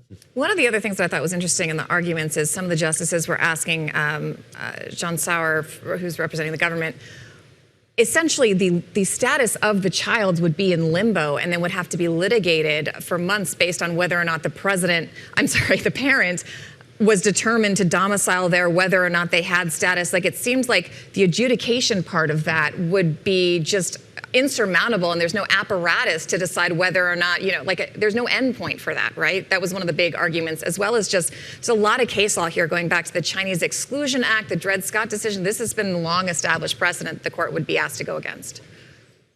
Yeah, one of the big arguments against this is just that it would not be administrable if a hospital has to check for a birth certificate of a parent or some other proof of citizenship from the parent in order to decide whether to issue a birth certificate to that child. There's also questions about what it would mean for people who are already born, people who were born to two non-citizen parents in the past. Is their citizenship suddenly in question? So a ruling that sided with the president, that upheld this executive order, would have tremendous implications, and we really don't know what all those implications are going to be. It would be a real challenge for everybody to figure out how it would be applied. Greg, our last question is a logistical one, and somewhat selfish as well, as we kind It's of wait completely for selfish. these decisions Go for to it. come Okay. down. So I understand tomorrow, Monday, 10 o'clock Eastern time, that's the first opportunity justices have to hand down these decisions. I gather there's another date in the week ahead. Any likelihood that this gets pushed, that we might get decisions in the week after, for instance? Also, as two people who have been on standby like Yes, 3 weeks in a I row gotta along keep with my you calendar in for these check. decisions that haven't come down, let's have it. So it's selfish for me too. I certainly hope not. And in fact, I'm quite confident everything will come this week. In my time covering the Supreme Court, the only time the court has gone past the 4th of July was in the pandemic year. And that was obviously a different category because the whole schedule got upended there. I don't know when that second day is going to be, but I would be very surprised if we didn't get the last Supreme Court opinions sometime either Tuesday, Wednesday, or Thursday.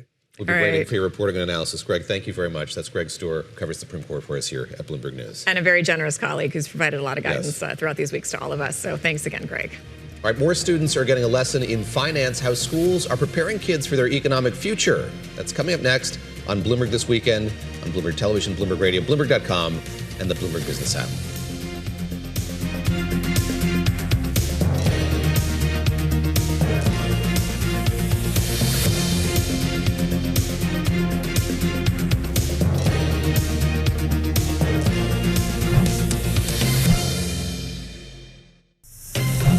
Welcome back to Bloomberg This Week, and I'm Lisa Mateo. Well, as the school year wraps up, a new group of graduating seniors, they are entering the next chapter of their lives. Teachers, they're hoping a personal finance course will give students the financial knowledge needed to succeed. Well, I visited a personal finance classroom at the Brooklyn Preparatory Academy to see how the students are benefiting. You're going to tell me by the end, first of all, what is Bitcoin? How would you describe it? Personal finance is the hot new commodity in the classroom, with more schools making it a requirement. According to the Council for Economic Education, 39 states mandate high school students take a personal finance course to graduate, 4 more than in 2024. Leslie Finnan, Senior Advocacy Director for the CEE, says nearly 30 years ago, it wasn't even a thing. The first year we did the study in 1998, only 1 state required students to take personal finance. This is reaching almost 3 million graduating seniors a year. Research shows that when students take personal finance in high school, they make better financial decisions later. They have higher credit scores, lower loan default rates. When they take out student loans, they take better student loans. They just altogether are better consumers, better citizens, and make better decisions. This is similar to the chart that I just showed you. Why do you think it was so low for so long? Because it was new. It didn't have any history. This fall, all high school students in New York State must have some sort of exposure to personal finance in order to receive their diploma. It can be embedded in an economics class or a math class, or it could be electives, or it can be a standalone depending on the school and how they want to structure it.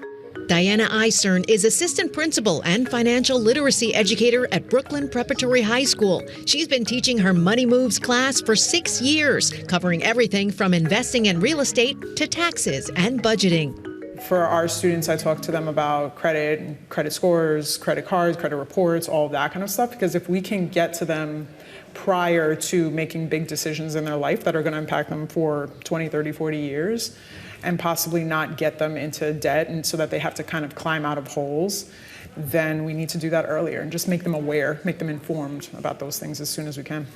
I want you to look up today's price of 1 single Bitcoin, and I want you to find out how much those pizzas would cost today.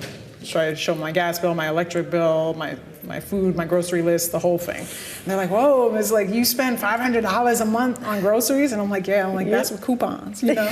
And so what I do is I have an assignment where they go home and they fill out an itemized list of what their family spends on these things. If their family, of course, is comfortable sharing that. And most are overjoyed to share that because they're like, okay, I need this kid to know that we spend $300 on Con Ed, on electricity. Mm-hmm. And that's why I tell him to turn off the lights in the room when he leaves. I have parents asking me about opening a Vanguard account or Fidelity or E-Trade, whatever the companies are, and they want to come. I've had parents come in. I've sat down with them and showed them in English and in Spanish. So it's a cycle of a ripple effect that continues to expand. The paper that you guys have, can you please flip it over to the other side? Leah Mejia is a senior at Brooklyn Prep and a curriculum leader for the class. I even told some of my family members how to start investing and what to do. And they're just always coming up to me Leah, how do you do this? How do you start? So yeah, it's just mainly interest on how to grow my money and not be so dependent on my family and how to be independent by myself. Bentley Rivera is a sophomore. My favorite part of the class was learning about the real estate because I feel like it's important to know how to own a home, how to rent a home, and that was just a really fun part of the class. What do you want to do after high school, after you graduate, and has this class changed what you're thinking about? My major is going to be in finance, so this class has prepared me on the basics at least, so I know what I'm getting into. This class it made me more interested in finance, so I've been looking into other classes and stuff for it. But while personal finance takes a front row seat, economics has fallen off. Only 22 states now mandate economics for graduation, down from 26 in 2024, yet still up from 13 when the study began in 1998. Personal finance is just so much more hands-on, visible. Economics is a more academic, theoretical thing. We think that they are both important, and the gold standard would be a full year of economics and personal finance, so a student understands the market and how everything works and also their place in it. We'd rather they do both, but it's hard to argue that personal finance is not important. Every meeting I have, the first response is, yeah, why don't we teach kids about personal finance? So it just makes sense. And it totally makes sense. But that last piece about how personal finance, now more schools are doing it over economics, is kind of interesting. But just to see how the kids come together, it starts conversations at home. Because I know growing up, personal finance, I didn't know how to balance a checkbook. I didn't know how to do anything. It wasn't something that we talked about at home. So it's good to see the kids doing it. I was thinking back, in middle school, we had some course called Consumers, where we did learn in broad strokes about checking accounts. But as those students were saying, just learning the basics is so important, and that can kind of kickstart interest in investing in other things. I didn't have any of this, and I have a degree in foreign affairs and didn't have to take an econ class until graduate school. I had never had an economics class until I got to graduate school because it just wasn't required. So is this a New York phenomenon, or is it happening? It's happening. Widely. It's happening across the nation, which is nice. But it's interesting to see at this school particularly, and all the work that they're doing, and the teacher just so much energy into it, and opening up the eyes to the kids when she gives them an assignment, find out what your parents spend on Con Ed, as she was saying, and the kids are wow, you spend that much money? Yes. Yeah, we do, kids. It's so smart, because it's really hard to grasp that, I think, as a kid, unless you were actually looking at the numbers and the things that it costs to be a parent. And it helps when a teacher says it, I've found. I can tell my kids it's a lot of money, and if a teacher says it, I don't listen to you either. And they roll their eyes at you. Yes. All right, Lisa, thank you very much. That was great. Be sure to join us this Saturday, the 4th of July, for a special edition of Bloomberg This Weekend. We're going to celebrate America's 250th anniversary live from the Intrepid on the water in the Hudson River from New York from 7 o'clock to 11 o'clock Eastern Time. We are coming up on 9 o'clock a.m. in New York. The next hour of Bloomberg This Weekend starts right now.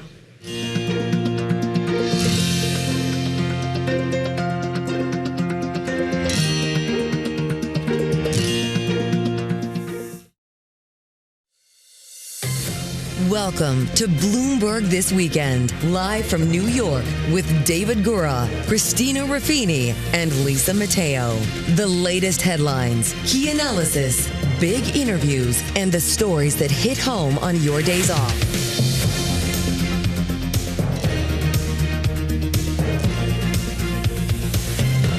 Welcome to Bloomberg This Weekend. We're coming to you live from Bloomberg's World Headquarters in New York. I'm David Gura. I'm Christina Ruffini. We're here with Lisa Mateo. It is Sunday, June 28th. We've got a couple things for you this hour. We're, of course, going to start with the news of the day, which is Iran, the Strait, and the situation with the MOU after these crossfire events between the U.S. and Iran. But we're also going to look into that incident at the girls' school and the accountability on the U.S. end for how that was accidentally targeted. Was it accidental? We're going to talk to Karina Mason, who's done some new reporting on that. We're going to talk to our friend Kristen Capps over at Bloomberg City Lab about Dulles Airport and if it can ever be made into a world-class airport as the president aspires. And then we're going to end on some fun World Cup. But first, we're going to start with Lisa Mateo and the headlines. And this news still developing. A helicopter operated by Saudi Aramco has crashed in Saudi Arabia, killing all 14 people on board. No word on the reason for the crash. An investigation is still ongoing. All victims who were on board that aircraft were Saudi nationals. In other news this morning, flash flooding, severe weather. It's killed 4 people in Kentucky. In response, Governor Andy Beshear has declared a state of emergency. The governor put out a word of caution on social media yesterday. Be really careful. We know we've already lost at least a handful of Kentuckians. I don't want to lose any more. Be safe, everyone. To Venezuela now, where the death toll from 2 powerful earthquakes surpasses 1,400. International rescue teams continue to join the effort. Many civilians frustrated by the government response are also pitching in to help. Another win for President Donald Trump in the GOP primary as Representative Julia Lewlow wins the Republican nomination for U.S. Senate in Louisiana.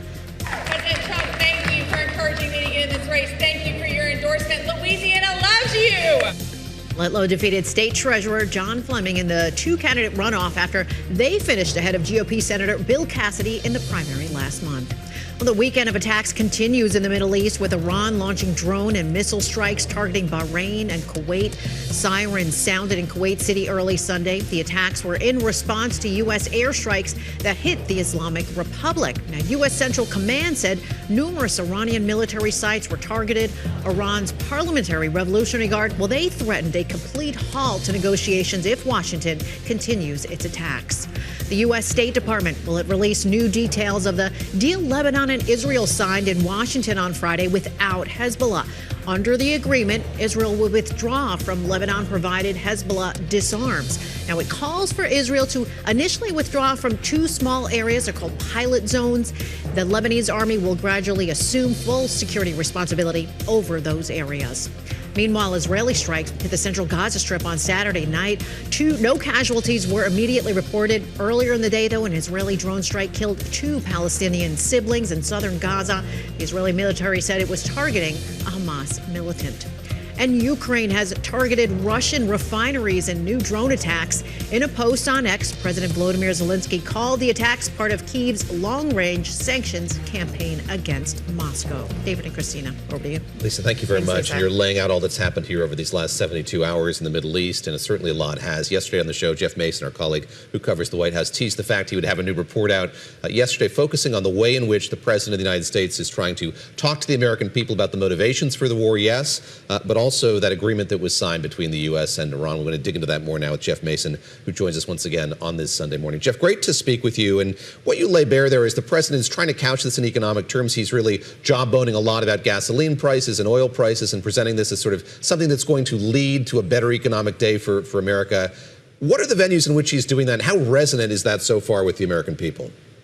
Yeah, David, thank you. And talking about it at speeches and events that aren't necessarily supposed to be focused on Iran, and that's not unusual for any president. Any president can bring up any topic that they want to at events like this. But to your question, he brought it up last week during what was supposed to be an economic-themed event in Pennsylvania, and then at a rally on the National Mall the following day or a day later. So it's certainly being sprinkled into his speeches, being sprinkled into his events as the White House wants him to pivot towards an economic focus, which I might remind everyone was what they had planned for him to do all spring. And that was, of course, upset by the fact that he ended up bringing the United States into war along with Israel against Iran. So the Iran war has had a huge impact on his economic message, and he's now trying to sort of needle that in as he talks about what he views as his accomplishments on the economy going into the midterms, and as polls show that Americans are not feeling it with regard to their own economic health. Jeff, you talked about the president's focus. There's another place he seems to be hyper-fixated, some might say, and that is on these infrastructure projects. And just a little while ago, we had an unexpected event. We saw the pool camera pop up, and the president kind of wandered out the front gates of the White House and into Lafayette Park, which is right across Pennsylvania Avenue. There is a statue of General Lafayette there. There's a couple cannons. The president stood in the rain, which he does not tend to like to do, and talked to a gaggle of staff members. The Interior Secretary was there, as David noticed and pointed out. Do we have any idea what that was about? Are we getting gold-leafed Lafayette for the 250? Good question. Haven't heard anything about gold leaf, but I can tell you that that area has been blocked off for people for months now. It used to be open and for tourists, for residents of Washington, D.C., and it's been cornered off for some time. Pennsylvania Avenue has been turned into quite literally a parking lot. And I mean that by not only are there cars on Pennsylvania Avenue, but there are parking spaces with lines right in front of the White House and right in front of Lafayette Park. I will say that because I have a pass and people who work at the White House through or in that complex can get in, the fountain in Lafayette Park is working again. And I can't tell you the last time I remember seeing that fountain working. The president has expressed a great deal of pride about getting several fountains around Washington, D.C. working. And so this may be his chance to go out and take a look at that or take a look at the work that they've been doing in that particular park. I believe fountain was mentioned in the pool notes. So maybe Yes. it's exactly that. And I will say, he did get the fountains in Meridian Park working, and I've lived in D.C. prior to this for decades, and they never worked. And the month I left, he got those fountains working. Credit where credit is due. Credit where credit was due. And no golf on a rainy morning as well, so an opportunity to go out and stroll around the broader plan. Jeff, I look at our latest reporting on kind of the state of play here with these talks surrounding the Memo of Understanding. Talks over the details to end the war due to resume on Monday. Where do they stand? We were having a conversation with Ben Rhodes a little earlier in the show talking about kind of what technical apparatus might be with these negotiators with Steve Witkoff and Jared Kushner as they move ahead here. Any insight you can give us into sort of where we are in the evolution of these talks, who's participating, sort of what's being haggled over, what the brass tacks are at this point? Well, the broader insight I think I would offer right now is that they're certainly undermined by the fact that the two sides are now fighting again. And that's got to be a very tricky dynamic to go into for technical level talks when the ceasefire that has been agreed is currently at least partially in question by the fact that both sides have launched attacks in the last few days. Now, the president has included in that additional warnings, and I think as early as this morning or last night on Truth Social, his social media platform, that the United States may have to finish what it started militarily. So that is hanging over these talks in a major way. In terms of otherwise where they stand, I think the point of this next round of talks is to get down to some of the nitty-gritty details about the Strait of Hormuz and about the nuclear program, which was, by the way, the reason that President Trump launched the war in the first place, and it hasn't actually played a major role in the talks so far. They've put that off until this next round. So that's what they'll be focusing on. I don't have any specific details on who is leading them, but it will be a lower level of staff member or of administration official who's doing the technical side. Talking to Jeff Mason about his latest report. We're going to have Jeff stay with us if you would. We're going to move to some other Bloomberg exclusive reporting as well. Yeah, I was going to say one of the other outlying issues as we go through these negotiations is this attack that the U.S. hit this elementary school in Iran. And Katrina Mance is going to join us now because we have new Bloomberg reporting. According to her report, an intelligence analyst misremarks an issue with the connections between the U.S. intelligence systems are among some of the errors made leading up to that strike. Katrina, thank you for joining us. So explain to us what happened. At some point, this was a naval operated facility. It had something to do with the Iranian military, and then its status changed. It did turn into an elementary school, but somehow whatever database, whatever system the Pentagon, the DoD was using for targeting didn't get updated. Explain to us how that worked. That's what we're reporting. What we understand happened is that possibly in 2019, an intelligence analyst noticed changes in a building. As you say, this is a building that was part of an IRGC naval base. If you look at satellite imagery today, you see that there's a wall, a fence line that separates it, and that facility, in fact, changed to a school. The key issue is why the US didn't catch that. And what we understand is that an intelligence analyst did notice changes in 2019, made remarks about those changes in a digital intelligence system, a database, but that database was not connected to the main, what's called authoritative targeting database that the US keeps and uses to plan operations with. And so these changes were never surfaced to the very system that the US uses to plan operations or to the military commanders who make decisions about what and when to strike and what to prioritize. Katrina, what context can you give us on how the Pentagon does this kind of analysis? There was a line in your piece that stood out to me from an expert with whom you spoke, who said these aren't like the sexiest jobs in the Pentagon right now. They're not prioritized. And I wonder, sort of from a personnel perspective, what this belies. Is this a big issue, not having the right people in place, not having the right procedures in place to do the kind of cross-checking that clearly didn't happen here? There are a couple of things. The US is still today relying on a system that was evolved from the 1980s that has been found as recently as 2020 as deficient. And yet 6 years later, they still haven't moved over to the new updated machine-assisted system, which of course now also needs to soon incorporate AI. So they're very behind in even updating their systems. But secondly, the point you raise, I spoke to a retired Air Force general, Jack Shanahan. He's a retired 3-star. And in 2017, which is after this school use started at this particular facility, he said that the US was facing a real problem, that targeting had essentially become a moribund career field, and that he had great difficulty recruiting targeters. That, in his analysis, is because the US had for 2 decades been focused on the global war on terror, as the US called it, and was focused on counterinsurgency and counterterrorism, and wasn't ready for large combat operations that require really going building to building and analyzing in advance what those buildings might be. And so for years, he has argued that insufficient effort has been paid to the targeting profession, and that there was always going to be a problem if ever large-scale combat operations were undertaken. Jeff, I'm wondering, I mean, just horrendous loss of life here, 120 children, nearly 200 people total. What have we heard from the White House? Have they ever issued any kind of official apology for the incident? I know the president on Wednesday said it may not ever be possible to determine fault, and he doesn't think the U.S. to blame. Is that consistent with statements we'd heard from the Pentagon and other places in the administration?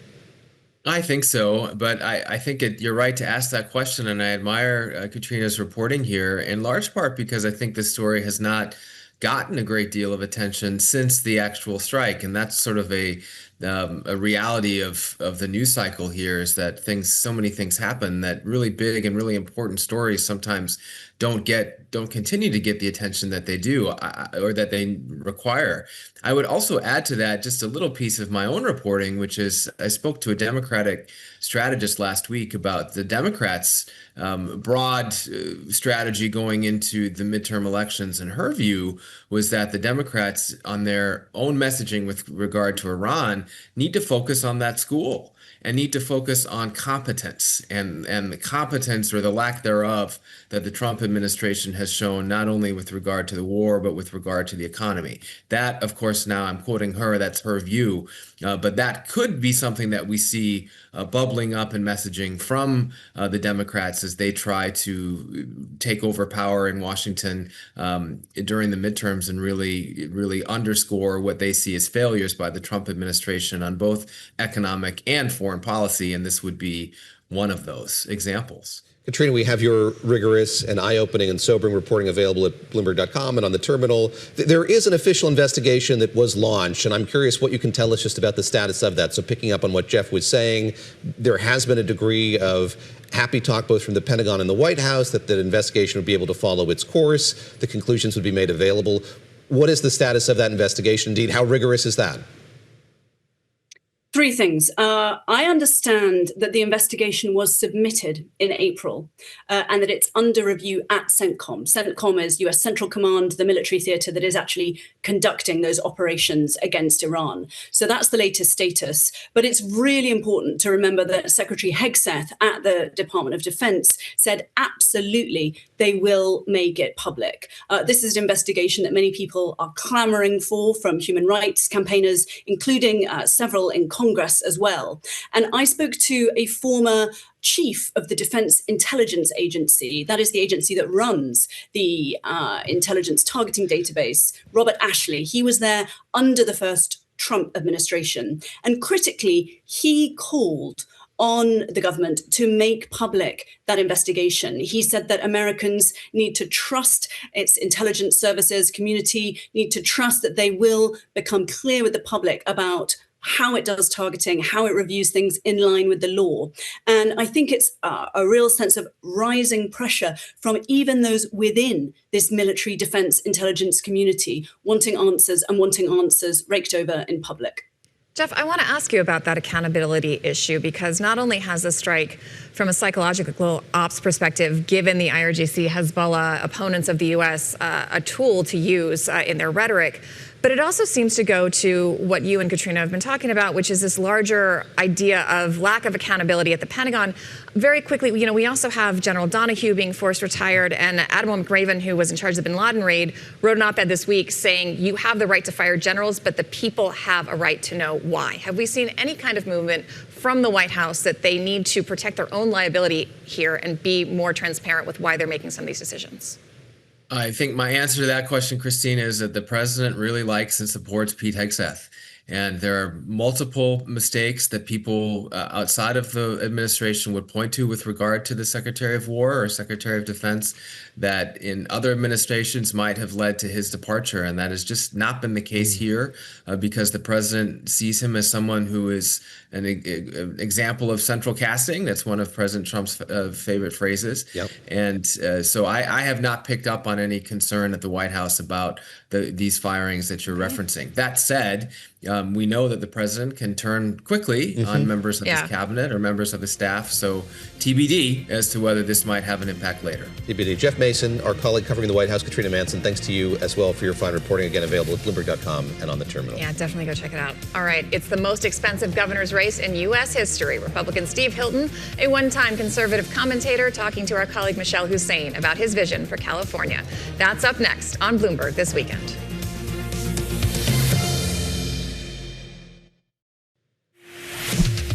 Thank you for joining us live on Bloomberg This Weekend. Let's update you on today's top stories. Wildfire activity that has intensified across the western U.S., killing 3 firefighters, injuring 2 others on the Colorado-Utah border.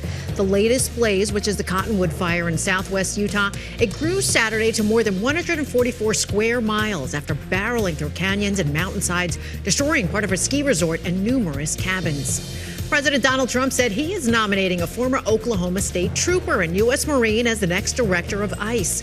In a social media post, the president said that Lance Schroyer is a proven leader with decades of experience locking up the worst of the worst. New Department of Homeland Security Secretary Mike Wayne Mullen, he praised Schroyer as a great pick to protect the American people. His nomination still, though, must be approved by the Senate.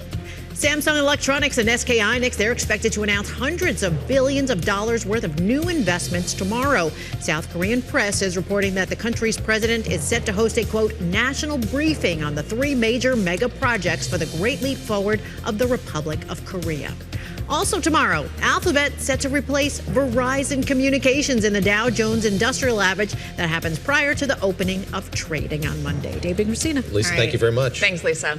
One of the most closely watched races this November is in California, and it's the battle to replace Governor Gavin Newsom, who is term limited and may have eyes on a bigger run in 2028. After the state's crowded jungle primary earlier this month, the top 2 candidates are set for November general. Democrats Javier Becerra, the former health secretary, will face Republican Steve Hilton, the British-born conservative political commentator. On the latest episode of Michelle Hussein's show, Hilton spoke about his background and why he says the plan for the Golden State, his plan for the Golden State, is the right one. As the years went on, I felt that I wanted to get back into actually doing things rather than just talking about things. I love California, been living here since 2012, raised my family here, started a business here. I could see that things were going off the rails pretty badly from a policy point of view. So I started a policy organization, Golden Together, started working on some of our big problems in California. I then started engaging with Sacramento, trying to advance those policy ideas through the legislature.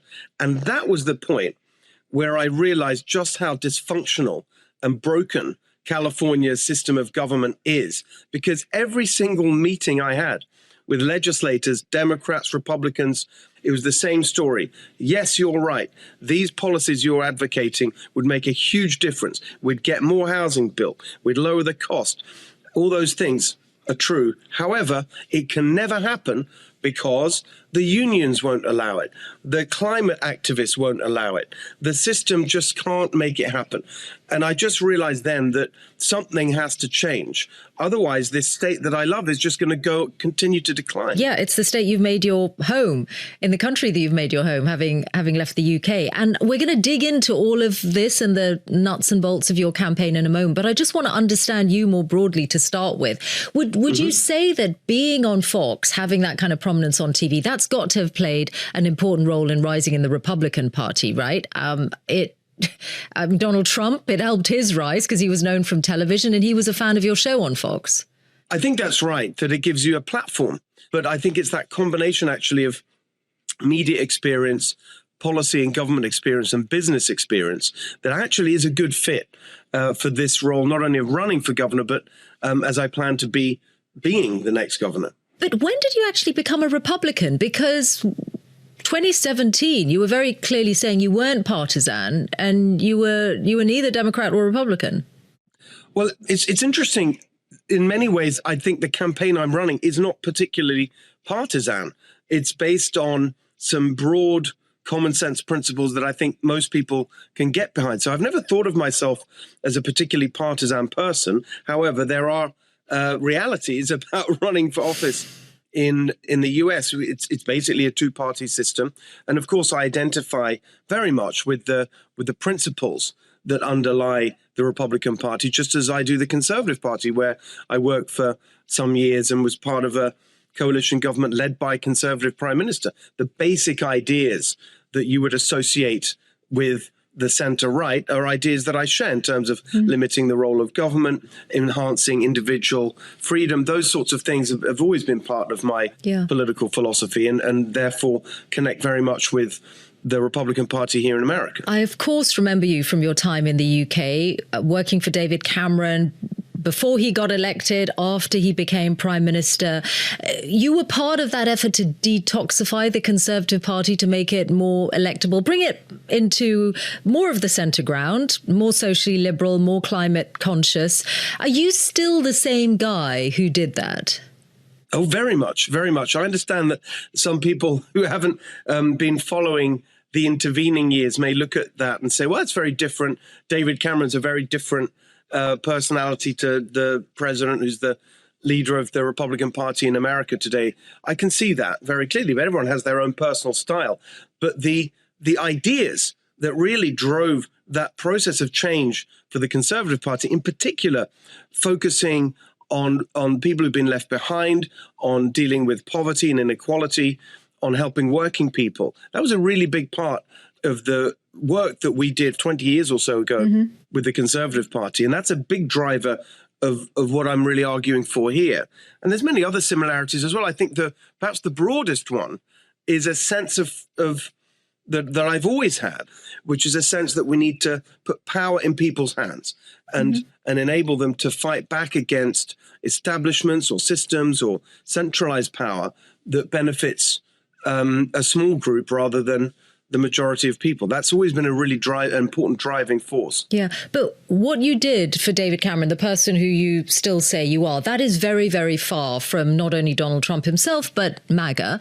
And I just wonder how you reconcile that, because you are endorsed by President Trump himself.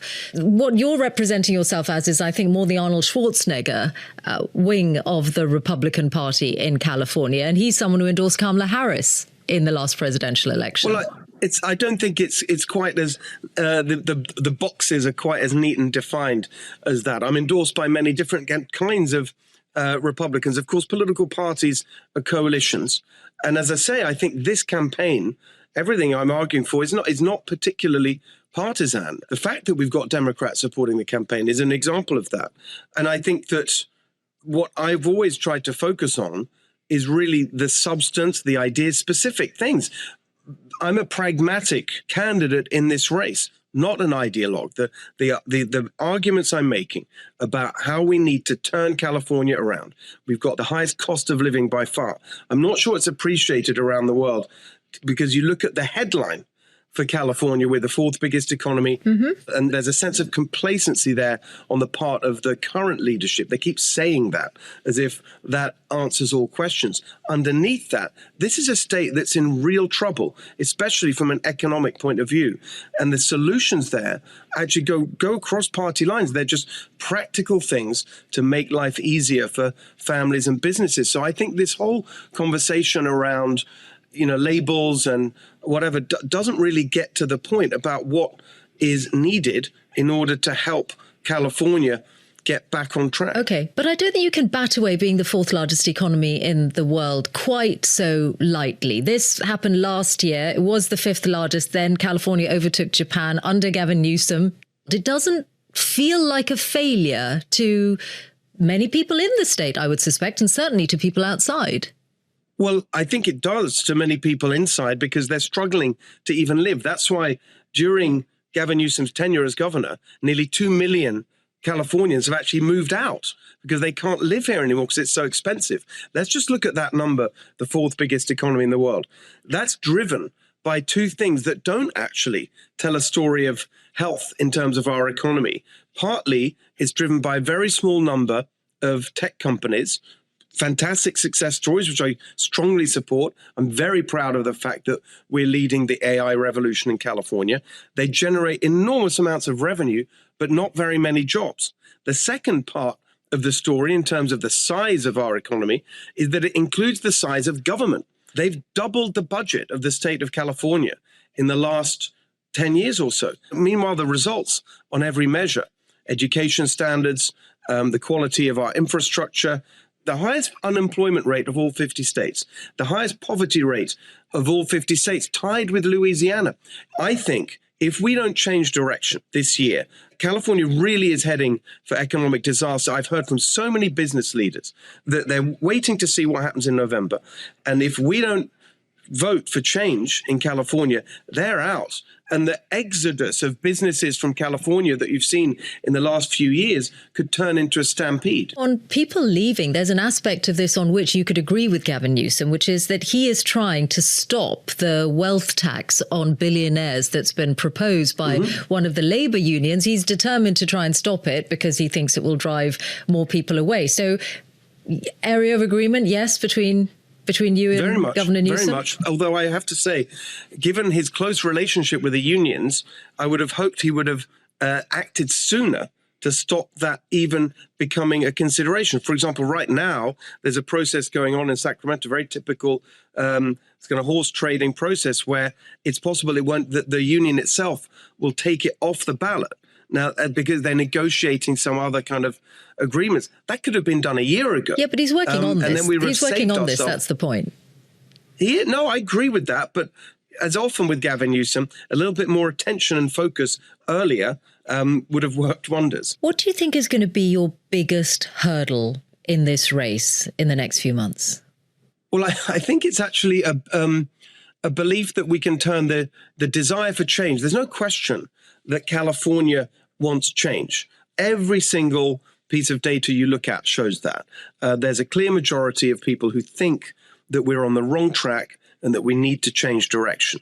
Now, what you've got to do is close that gap between the desire of people for change and actually voting for it by doing something that they haven't done in sufficient numbers in recent years, which is actually voting Republican. And so my job is to say, look, I'm running as someone with a positive, pragmatic plan for very specific benefits that will help you in your life. $3 gas, cut your electric bills in half, your first $150,000 tax-free, starter homes for young people so they can afford to buy a home in California.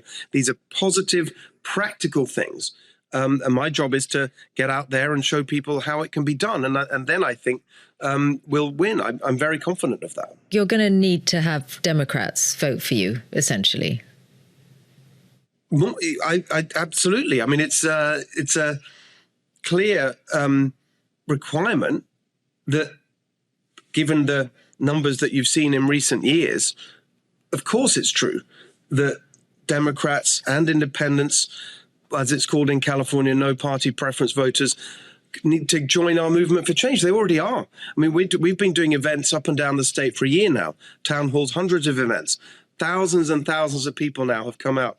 Many times people come along, they're open to everybody. And many times someone would stand up and say, I'm a Democrat, I've never been to a Republican event before, I voted for Kamala Harris, but something's got to change in California. You're already seeing that happen. We invited Hilton's opponent, Democrat Javier Becerra, to join us on the program. We did not hear back. You can watch the full episode of the Michelle Hussein Show here on Bloomberg Television and listen to it everywhere you get your podcasts. We saw President Trump outside the White House this morning checking out the restoration projects around the nation's capital. Up next, we're going to check in on his plans to remodel Dulles International Airport with City Lab's Kristen Capps. That is coming up on Bloomberg This Weekend on Bloomberg Television and Bloomberg Radio. Stay with us.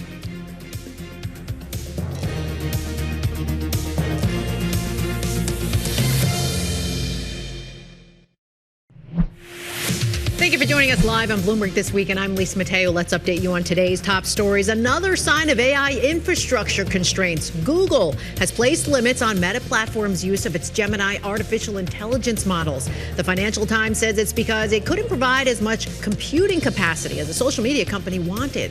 To the PGA Tour, where the Travelers Championship winds down at TPC River Highlands in Connecticut. Topping the leaderboard, Victor Hovland at 20 under par, followed by Scotty Scheffler at 19 under par, and Patrick Cantlay and Ashkay. Help me out here, David. Bhatia. Both tied at 15 under par. I nailed it. In World Cup action yesterday, Croatia topped Ghana 2-1. Colombia and Portugal tied at 0-0. Algeria, Austria tied at 3 apiece. England, they beat Panama 2-0. Congo defeated Uzbekistan 3-1. And Argentina, they topped Jordan 3-1. Today, the round of 32 begins with South Africa taking on Canada this afternoon. Wimbledon kicks off tomorrow in London, and all eyes, yes, Serena Williams, the 44-year-old star. She hasn't played professionally since her farewell at the 2022 U.S. Open. She'll play her first singles match at the event in 4 years on Tuesday when she faces number 53 Maya Joint in the first round. And prediction markets, they are lighting up with Taylor Swift, Travis Kelce wedding questions. David, this one's for you, you Swiftie. Beyond the location and timing of the event, other categories include possible bridesmaids and groomsmen, likely guests, and whether or not the couple will even find time to catch a World Cup game. There you go, David and Christina. In December of 2025, President Trump announced plans to renovate Dulles International Airport, citing that it was, quote, incorrectly designed. We're also going to rebuild Dulles Airport because it's not a good airport. It should be a great airport, and it's not a good airport at all. It's a terrible airport. It was incorrectly designed with a good building. Actually, it's got a beautiful terminal. We have a design that's amazing for Dulles. It's going to take Dulles and make it a really bad, it was a badly designed airport. We're going to make it into as good as there is in the country. It'll be exciting. As good as there is in the country. That's part of a $22 billion pitch aiming to remake the Washington area airport into one of the best in the world. How feasible is that? We're joined now by Kristen Capps of City Lab. Kristen, great to speak with you. The first question I had written down that I wanted to ask is what's wrong with Dulles Airport? But maybe we could all take we could all take a turn answering that question. But this is an airport that we have so many opinions. Let me get started. Very far outside of Washington, D.C. David's ready to go. Antiquated technology.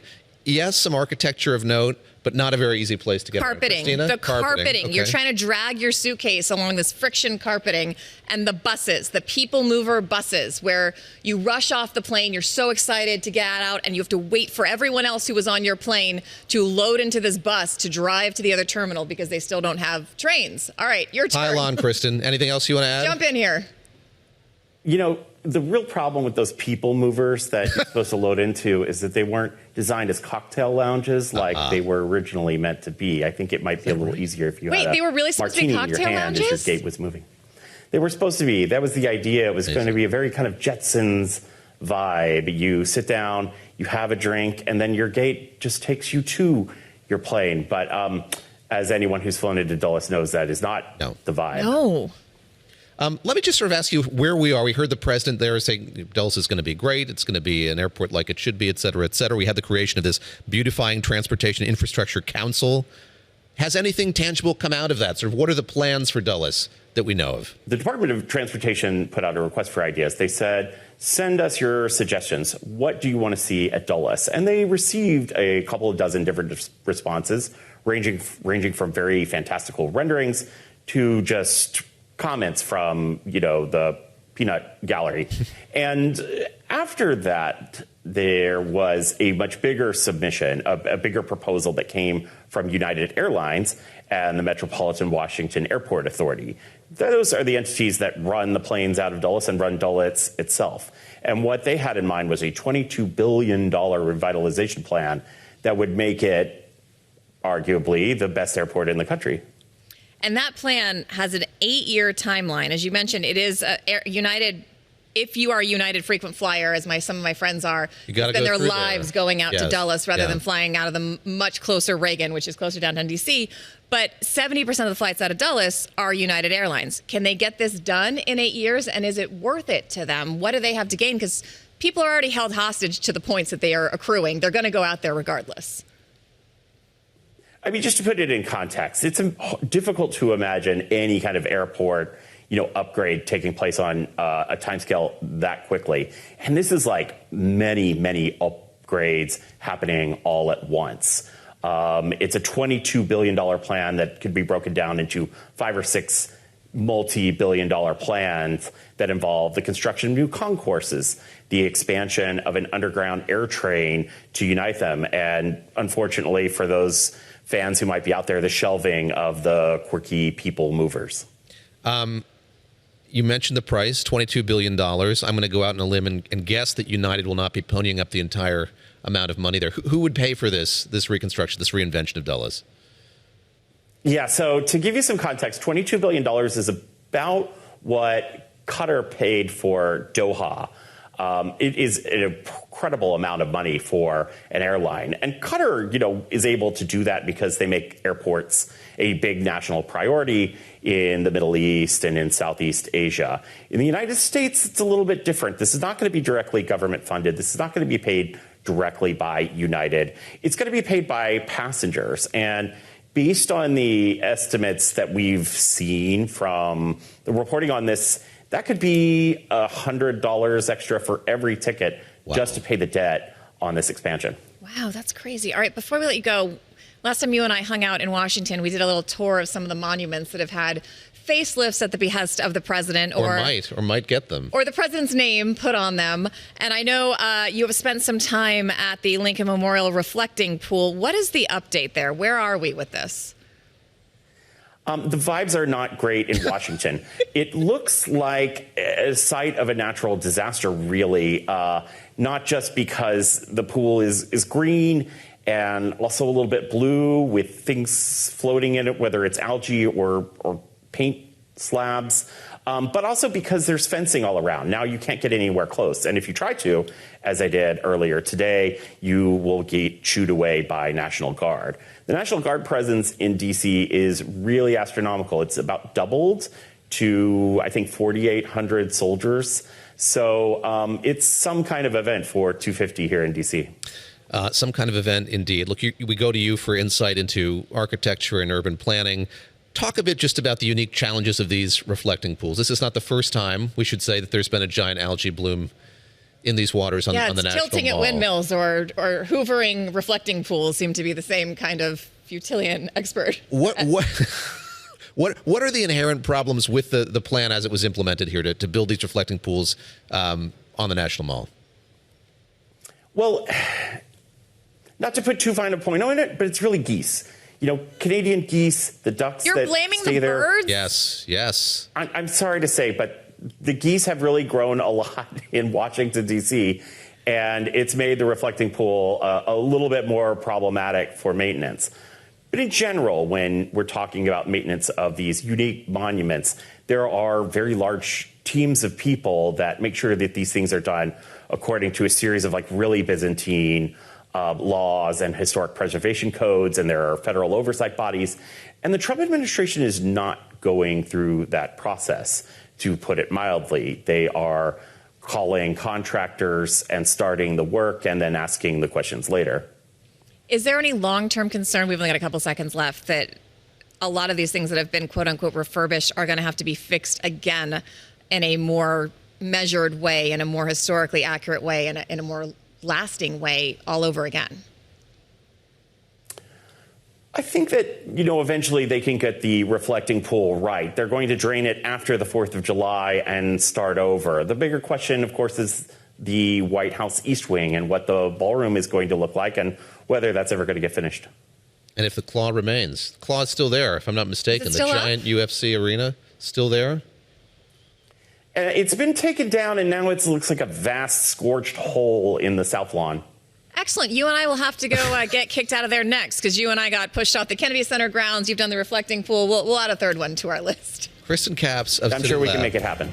Correspondent covering urban planning, architecture, scorched holes on the White House lawn, algae, reflecting pools, airports. Always good to speak to you, Kristen. So nice to see you, buddy. Thanks so much. Kristen's the best. All right, when we come back, World Cup fans are taking over Boston from pubs to public transit. We're going to check that out ahead of the knockout round. Stick with us. Welcome back to Bloomberg This Weekend. I'm Christina Ruffini with David Gura and Lisa Mateo. Okay, so South Africa is going to face Canada today in the World Cup's first knockout stage match in LA. But one of the biggest stories of this North American tournament is the cultural influx in American cities, particularly in Boston. From Scots to Haitians, Boston has been a hotspot for memorable moments. We are joined now by Boston Globe's Emily Sweeney. Emily, great to have you back with us once again. I was in the greater Boston area last week. I was in Cambridge, and someone with whom I spoke said, the thing to get are these fan bands. They were talking about going down to the Common, to the Garden. These are like bracelets. You can get them that have kind of site-specific accoutrement. What's the flavor been like in Boston? The Scots have left, but this is still very much talk to us about the accoutrement, Emily. Obsessed city. Well, I got to say, Boston really misses the Scots. It's, you know what I mean? It's amazing to see there's still traffic cones on statues' heads that are appearing. The Tartan Army started that tradition, and I think that tradition with the traffic cones going on statues' heads is going to continue, at least from what I've seen. That's Tartan and not Taunton, the city in Massachusetts. I just want to be very clear about that. I feel like I have to make that editorial note. Yes, okay. All right. Don't let him give you shade. We've got, for our video viewers, we've got my favorite cone video, which I requested from our producer, is where the city of Boston seemed really down with this and let them use a cherry picker so that they could cone a statue that would have been otherwise out of reach. And this is like, I don't know, they do this in Scotland. It's a Why is it happening? Why is it happening? I don't know. Emily, do you know? Well, there was estimated to be about 50,000 Scottish folks who visited Boston. And again, nobody was prepared for the traffic cone trick to be suddenly appearing on everybody from Bobby Orr right in front of the Boston Garden. I got a photo of that. Somebody put a cone on his head. He looked great, like diving after making his goal, wearing a cone. Looked better than ever. But yeah, no, the Scots really made an impact here. And, a lot of other people that local fans are cheering on. Haiti, Cape Verde, obviously making it to the knockout round is huge. People are going crazy about that.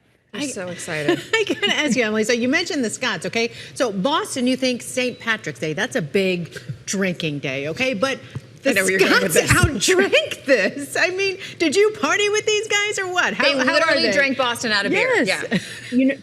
Well, you couldn't walk out of the Globe newsroom. There were just kilts everywhere on the streets of Boston. Seriously, I've never seen so many kilts in my life.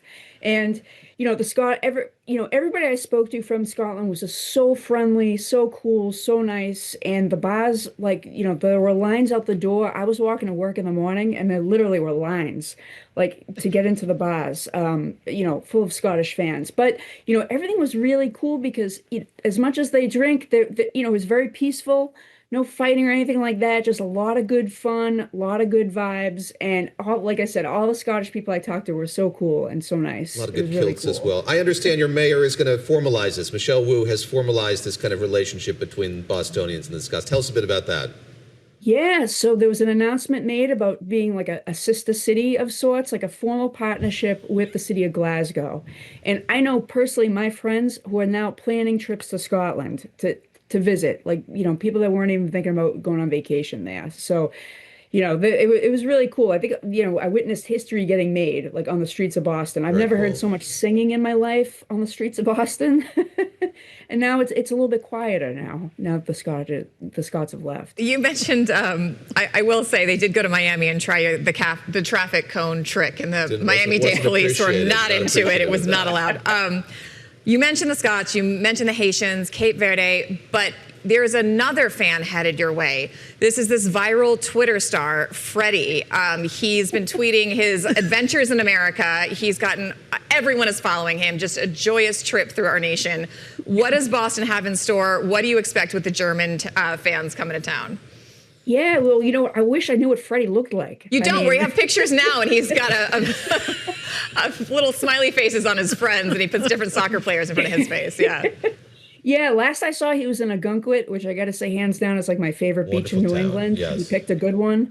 But yeah, we're hoping Freddie comes down, and we're just hoping everybody has a good time. And that's what's been happening. I mean, I think Boston wasn't prepared for how much fun the World Cup has been. And, I think we're embracing it. So we're looking forward to it. Emily, what do you think about Team USA? Do we have a chance? I mean, you seem to be the World Cup know-how.